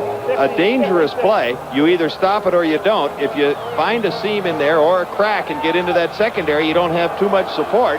He didn't quite get through it, but he did get a few. Some great stats for young Alan Risher tonight. Second down now and 6 at the 20-yard line. Back to throw. Dumps it over the middle. Complete. Howell inside the 20 at about the 16-yard line. And we're going to get us a 3rd and short situation. First time tonight that the Wranglers have employed a delay to the back coming out of the backfield. And Risher, fully intent as you look at it again from the ground level or coming from the end zone. You see him waiting. He hits Howell over the middle. The linebacker's dropping a little bit deep. Howell just takes as much as he can, and now we have the 3rd and short. White made the stop, 3rd down and 2 at the 16-yard line. Big play time, obviously. Straight ahead and stopped for a loss. Certainly no gain was Howell, and at the bottom of the pile, Lathrop. In there also was Troy Thomas, number 79. You see Smith. And now it is 4th down, and the ball is at the 16-yard line, and hold everything. The Arizona Wranglers are going to take time. We've got 3:22 to go as George Allen looks on. Chicago 29, Arizona 20. We're in the 4th period, and it's big play time for young Alan Risher and the Arizona Wranglers. Here it is, 4th down, and for sure 2 yards to go at the 16-yard line. Risher, 2 tight ends to bookend the line. He's got Howell in motion. The pitch is to Blue. Blue dives for the first down, fumbles the ball, scrambled for it, and a big pile up at the 8-yard line. Arizona says they've got it. Hold everything. The Wranglers recovered. So we see Harold Blue in the game for the first time, and on the sweep, cuts back in, gets the first down, and then bobbles the ball forward. Not a bad play. It was recovered by the Wranglers. It was as it turned out, the old fumble play. Thomas says he's got it. He's not about to get up without the football. You know there's some tussling and fighting going on underneath, scrambling for that football. It's a guy with the strongest arms that can jerk it away. Blue broke 1 tackle to pick up the necessary yardage, and then unfortunately coughed it up, but we haven't got the decision to this stage. Nothing official yet. The Wranglers said it was theirs. We're waiting for Bill White to tell us. Another conference there, and you see the ball is inside the 10-yard line at the 8. If the Wranglers have it, indeed, it is 1st and goal. Well, you don't see the defense leaving, so I'm inclined to think that it's going to be the Wranglers football. Hold everything. Well, the official wants to confer a little bit. Get his opinion. You'd have a better angle than I did? We've got 3:13 as the time remaining here in this football game. There's the angle. Mark now. Keel on the spot. Went right by picking the block up. Trying to help out a little bit. That's Bradley, 27, diving back. 24 is Livers. Odie, the center, it looked like Odie was the first man to get to the football. And if he did, he's the old cowboy in the offseason. He's a rodeo rider. He was down to one of the last cuts of the first. Arizona's ball, first down at the 9-yard line, first and goal. It seemed to take the officials a long time to tell us that the Wranglers had the football. Well, Odie, as I was saying, a rodeo rider went down to the line with the 49ers, but he made a big play there. Wide to the left is Ballholm. To the right side is Flowers coming in motion now. Risher bobbles the snap. Straightens, throws in the end zone. He's got a man wide open, threw it too far. Ballholm had busted loose in the end zone, gotten away from Bradley.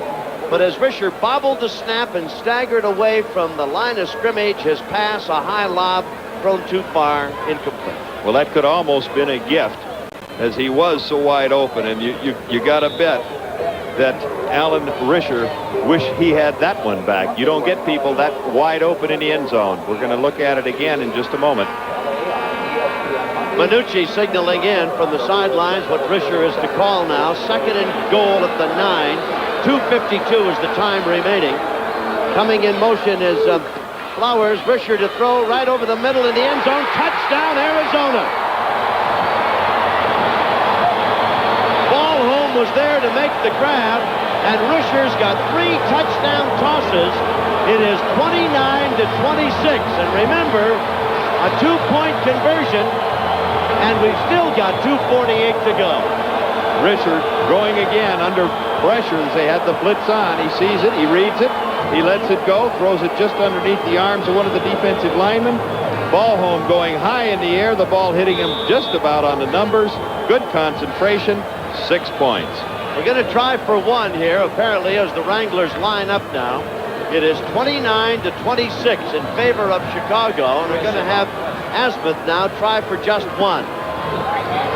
Field goal will win it if he's successful here. That brings it down within 3. The try, it's up. It's good. We've got 2:48 remaining in this game. And the Chicago Blitz hanging on over the Wranglers. It is Chicago 29, Arizona 27. Watch it again. Risher's touchdown toss. You know, Dan Heinrich is an old quarterback. You can appreciate the touch that kid had on that ball. Threw it over a defender, right into the arms of the receiver. And this kid is playing in his first pro football game. That's a great performance. Well, it certainly is. And the effectiveness he has is the timing, the ability to read, the highly intelligent kid that he is. He anticipated Ballholm coming in there, delivered it well. Now the pressure is on the defense. They were successful the last time as they managed to get the Chicago Blitz 3 and out, but with well, now wait a minute. Let me remaining. pick your brains a little bit. Shively there, do you think he's going to try for an onside kick in possession? Would he dare kick it all the way down and give the ball to Chicago and let this veteran team maybe run out the clock on him? What are you going to do? Well, I'm a little surprised that he didn't go for the 2-pointer there. Quite frankly, he can win it with a field goal. It's 29-27. This is true. I would have to think that at this stage, while it's certainly an option they have is to try the onside kick, that they're going to put it downfield, figuring they're going to get the 2-minute warning to stop the clock. They have, I believe, 2 timeouts left. And they have momentum, and this young, energetic ball club from Arizona fired up. This is a very young team, one that has been put together very late, probably the latest of any of the clubs in the USFL, and they really are playing their hearts out tonight. Stone takes it at the 5, 10. Check it, not Stone. To the far side, that was Willis, and he brought it back to the 25-yard line. Stone was shaken up and injured, and Willis brought it back to the 25. There's the scoring drive and the 9-yard toss by Risher to Ballholm for the TD. And now, with 2:39 to go in this game, the Blitz will start on their own 24, leading by 2. And ball control and possession has got to be the thought uppermost in the minds of George Allen and his quarterback, Greg Landry. We'll see if they get conservative and stay on the ground. The backs, of course, are Long and Spencer. Landry, the quarterback. Long count, the snap, the give to Spencer. Sweep to the left. Hit, gets away. Great pursuit. They drop him at the 25-yard line. Campbell led that attack on defense, and Risher, 25 of 33, 3 touchdowns and 243 yards. Is that some way to debut? It really is. And you know, he's on the phone talking to the quarterback coach, Larry Becky, saying, what do you want the next time we get the football back? Timeout has been called by Arizona now as they come over to confer on defense. Coming over is Ben Apuna to see what Doug Shively wants to do. Shively a little bit upset out there for some reason unknown to us.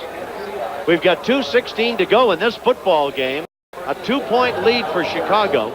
If you look back, there have been a lot of different changes that could have affected this football game. The Wranglers missing some scoring opportunities, missed field goal here and there, a fumble down deep. On the other hand, Corral, the importance of his extra points that have been missed. But he's missed 2 of them, Don, and that would make it 31-27 and negate any try for a field goal to win. So it has been a game of breaks and missed opportunities, but then what is it? Life is like that, really, when you nail it like now. And an exciting football game it is. 2nd and 8 at the 26-yard line. The Blitz with the ball and a 2-point lead. And time running out. In motion is Willis. Landry to throw. Steps up. Gonna run it. Comes to the 30-yard line and dives to the 31 as Jackson was there to bury him at the 31-yard line. Landry getting up just a little bit slow. Looks like he got shaken up a tad as he is going to go off the sideline at just 2 minutes. Under 2 minutes remaining now. We'll be back. 29-27 Chicago. And Doug really does not seem to be very pleased about something, and Don, for the life of me, I don't know what it is. Well, I don't know what he's disturbed about, but you know, we talked that last drive where Risher took him in for the touchdown. On a 4th down situation, Blue made the 1st down, fumbled the ball away, and a big play by Odie. We get in the score out of Tampa Bay, a final 19-7 over Michigan. But then the situation has changed as it is 3rd and short here. This now becomes the biggest play in the football game. Shively, I'm led to believe, is upset because the clock should, now they've moved it back to 2 minutes. And Shively said when that play was down, when Jackson tackled Landry, the clock suddenly showed 1:59, and now they've set it back to 2 minutes. And that seems to be an arbitrary figure that they've agreed upon across the way, the officials, and we've got exactly 2 minutes now left to play in this game. Games tomorrow, Birmingham at Oakland. It'll be Boston at Denver and the New Jersey Generals at Philadelphia. From the USFL, don't forget Washington and Los Angeles Monday night. And Jim Simpson will be there with Paul McGuire to report all the action for you on ESPN. 3rd down now and 4. Landry back to throw. Gets set, gets hit, staggers, hit again, sacked at the 20.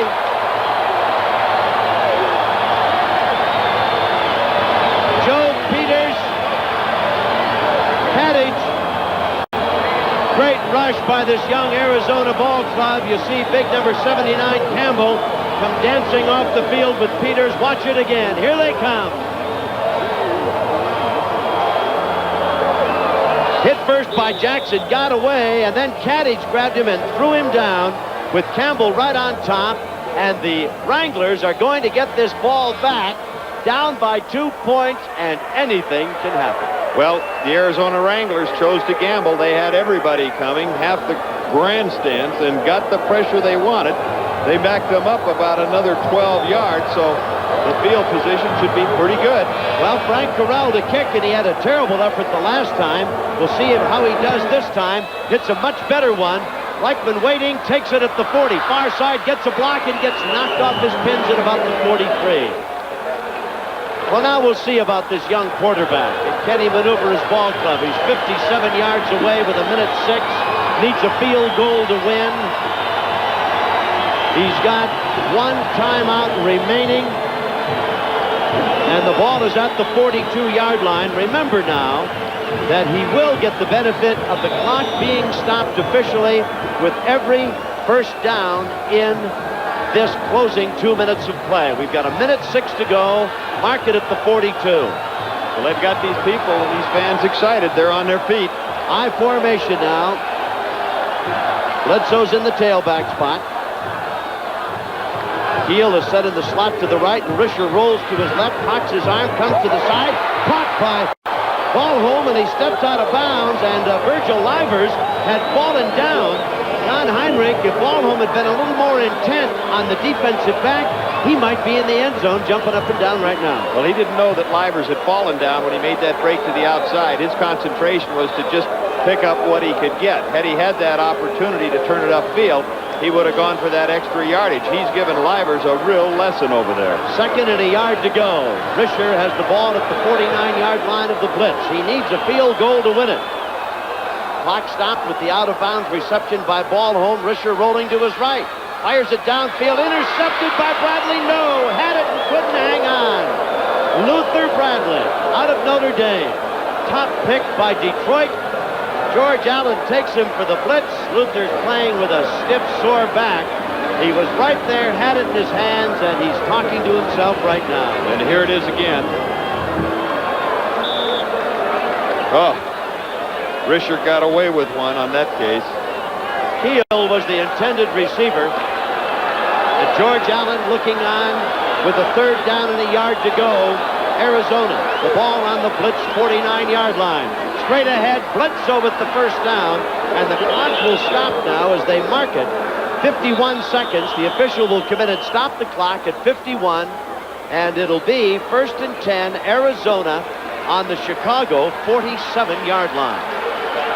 Risher going back to the shotgun, it looks like that was effective for him in the closing moments of the first half when they moved the football. Now you've got to have great empathy for this youngster out of LSU now. Trying to maintain his poise and his cool. He's got a chance to pull off a major upset early on here in this USFL season. Out of the shotgun, he's back to throw, goes to the sidelines, going down. Flowers looked as though he slipped as he made the break for the sidelines. Good coverage over there. The coverage across the way was by Tyler. And the clock stops with the incompletion. 43 seconds, 2nd and 10 at the 47-yard line. We've got 43 seconds remaining, and Chicago leads by 2 points. The Blitz defense huddling. Stan White calling the signals. Tyler, who is starting because Frank Minifield, a top pick by George Allen's ball club, came up with a severe knee injury operation. They say he might be back at the tail end of the season. 2nd down, Risher. Straightens up, quick look-in pass, but Keel, the tight end, never did look at that football, and the pass thrown by Risher hit Keel right about the knee, and I don't think Keel could have caught it had he seen it.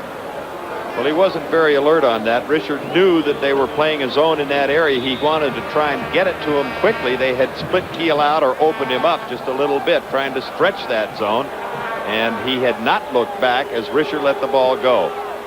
Would have taken a good catch, just a little low and behind him, though. All right, 3rd down, 10 at the 46-yard line, 40 seconds. Risher got the biggest play of his young career. Steps up, gonna run it? Yes! He's at the 45, the 40, sidelines, 1st down at the 35-yard line. 32 seconds remaining. And Risher's got a 1st down for the Wranglers as Bradley chased him out of bounds. And more importantly, he stops the clock, and this crowd loves it. Very alert play by Alan Risher, as he has done all night long. Asmith is on the sidelines warming up. Missed 2 field goals a week ago. Has kicked 2 here tonight. Risher has had 3 touchdown tosses. Such has been the complexion of this ball game, back and forth, crowd-pleasing action from the opening kickoff. And here they are now with a 1st down, the ball at the 31-yard line. Check at the 36, 1st and 10. Risher going to be hit as he throws, gets it away, complete. Keel out of bounds at about the 26-yard line. Again, a great job by Risher and an excellent job by the offensive line. They had the blitz coming. They were bringing one of the defensive backs along with a couple of the linebackers. You see it again. Oh, good job by Keel. Stop. Keel out of bounds, just shy of the 25-yard line. Risher's got 28 seconds left. It is 2nd down and a yard to go, just short of the Blitz 25-yard line. There's Keel. Bledsoe's 23. What an upset this would be. What a great comeback this would be. Risher rolling, throws. It is caught. Did he have possession? Yes, 1st down at the 18-yard line. The pass caught by Keel. We've got 23 seconds left. And they still have one timeout they could utilize. They've been extremely effective going to the sidelines. You know that when you're down to one timeout, that in most instances you're not going to waste it by letting the time run down, throwing something to the inside. Yet Risher, with perfect timing, and the outside receivers running fine routes, have eaten up the yardage and are now down threatening and in close scoring position for a field goal. He trailed 29-12, remember. He has brought him back. Rolling, sets, cocks, looks, throws for the end zone. It is off the field of play, incomplete. And some precious seconds have gone away. Now he lost 6 seconds on that play, and Risher obviously feeling the emotion of the moment, feeling the pressure. It has been a tough night for the youngster. Look at those statistics. 28 of 40. 3 touchdowns. Remember how banged up he was, and Krieger came on for one play. Shively walks out to say something to him. 2nd and 10. The ball is at the 19-yard line. Risher says, I got a chance to get that job. I'm not staying out of that lineup any longer than necessary. I think you'd have to steal his helmet and his pads to keep him from getting the job next week. The LA Express will be over here on Saturday, and they'd best be prepared. 17 seconds remaining. 2nd and 10 at the 19. Risher hands off on the give up the middle. With it is Howell. 11 seconds, 10. They're going to come down to try to win it with a field goal. 7, 6, 5, 4. And now they stop the clock with 4 seconds left. And Asmuth will come on. And the pressure goes to the young rookie out of Hawaii. Missed 2 a week ago. Has kicked 2 tonight. Missed 1 from 39. All of that's got to be going through his mind as he has a chance to upset a ball club that came in here as a 13-point favorite. Well, after he missed that 39-yarder, Doug Shively had a little chat with him. He came back and popped that next one through. So maybe that talk did him some good. He's going to get the real test here. And if he could knock this one through, you're going to see this crowd get very, very excited. They've been on their feet through almost midway in the 4th quarter. And the biggest play once again tonight, as there have been any number of big plays, particularly for the Wranglers, is right now. It'll be a 34-yard try. Krieger will hold.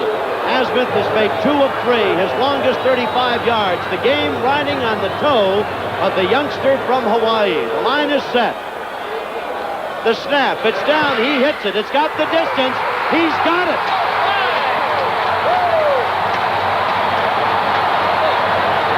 There is 1 second left, and pandemonium breaks loose at Sun Devil Stadium as Arizona has fought from a 29-12 deficit to lead 30-29 with 1 second left in this game.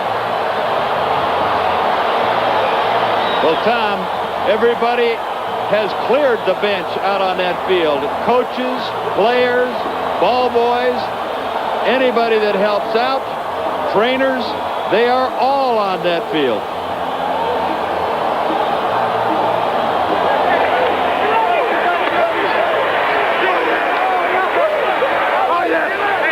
Budweiser has selected Alan Risher as the most valuable player of this football game. Budweiser's player of the game is Alan Risher, number 7, a man who has engineered a 30-29 come from behind 1 second lead over the Chicago Blitz. For all you do, Alan Risher, this Bud's for you. You got to say that. He is certainly deserving down here. And you know, there have been any numbers of heroes. Ballhome with some great catches. Oh, magnificent. Great catches along the way. How about Asmuth? Did he have to suck it up and kick it through? With the pressure on, he did it. Now you might see a squibber to get that ball bouncing around, not give it a chance to get that long return. Mike Smith made some key catches along the way. Jackie Flowers made some key catches along the way. Well, it was just a kind of a team effort. A storybook game here tonight. But remember, Risher rolling around for 25 or 30 yards to throw a 2-point conversion to Gill, the tight end. Flowers with a diving catch in the end zone for a touchdown. And then where they had some problems in the first half, a little bit of poise in the defensive line. They had any number of offside penalties. And they turned the Blitz away inside the 10-yard line at the end of the half and forced him to settle for a field goal that made it 10-6 instead of possibly 14-6 at the intermission. Although the Blitz came back and dominated the game in the early going to go on top 29-12, Risher and this young group of Wranglers never gave up. And the result is what you see on your screen, 30-29. And up at the scoreboard a moment ago, it kind of summed it all up. It said, wow, right across the top. So Asmuth, you're not Budweiser's MVP. Risher is, but Asmuth, you get A for guts and courage for kicking it through. And the last couple defensive efforts have been outstanding as they've stopped Detroit, or as they stopped the Blitzes. The Blitzes having coming out the second half with Landry putting the ball in the air, moving it to long drives, resulting in scores. Now, George Allen, who still has a second left, and don't sell one of the great football coaches in the game short, has actually called a timeout and summoned his kickoff return unit to the far side. Allen is going to try to do something to win this football game, although the odds would seem to be overwhelmingly against him pulling it out. Well, it's never over. Down below, and they're talking to Asmuth about where they want him to kick it, what they want him to do with it. As I started to say, Tom, it is never over. With 1 second left, as you indicated, anything could happen, and don't discount George Allen, but I certainly like Doug Shively's position. Yes, he does seem to be in a position of strength. We want to thank the executives and officials of both football teams. Our stay here has been very nice and very pleasant thanks to them. George Allen, his staff, Van Barberi, of course, Kay Schultz, the Public Relations Director of the Blitz, George Hill, Public Relations Director of the Arizona Wranglers, and John Chaffetz, Administration Officer, and all the rest of the people connected with the Wrangler football team. When you're hot, says the scoreboard. All right, Asmuth, you've got one more time to kick it, and a penalty is setting it back to the 20-yard line now. He hits a low squibber, bouncing at the 40 to the, taken by Eddie Brown. Watch it, a lateral back. With it is Willis trying to get outside. Can't, he's down, the game is over. And the Arizona Wranglers have done the impossible. 30-29 as they defeated the Chicago Blitz. Marcus Tarver was the last man to make the grab. And there is Shively, and he'll be over, and we'll be talking to him in just a moment. Being fitted with the earphones, it's got to be a very exciting moment for Doug Shively, whose football heritage goes back to his father, Bernie, an All-American in Illinois, a man who played with Red Grange, athletic director, an outstanding man in football and in college sports, and his son, Doug, couldn't be happier tonight. Let's see if we can get a hold of Doug. Doug, can you hear us? Yeah, I sure can. Coach, can you hear us, please? Yes, sir, I can. Hello, Doug, can you hear us? Yes, sir, I can hear you. Tom Kelly up here in the booth with Don Heinrich, and I want to congratulate you and your team on a great come-from-behind victory. You must be a very happy man. Well, thank you very much. I'm just so proud of them. I can't hardly stand it. It was a great effort. They fought right down to the end, and I think we defeated a great football team also. You know, Coach, what I think we admire most, being down 29-12, your team never gave up and instead seemed to take renewed effort and spirit. I can't hear you, but I can just tell you this. I don't know what you said, but I know this. I'm the proudest man in the world tonight of my football team. Well, I'm just glad to be a part of it. You should be, Coach. And this young quarterback of yours, Risher, what a night he had. I thought Allen played an excellent game. We knew he was a good one. It's a matter of confidence and getting him in there and letting him play, and he did just that tonight. The final score, once again, 30-29, Arizona over Chicago.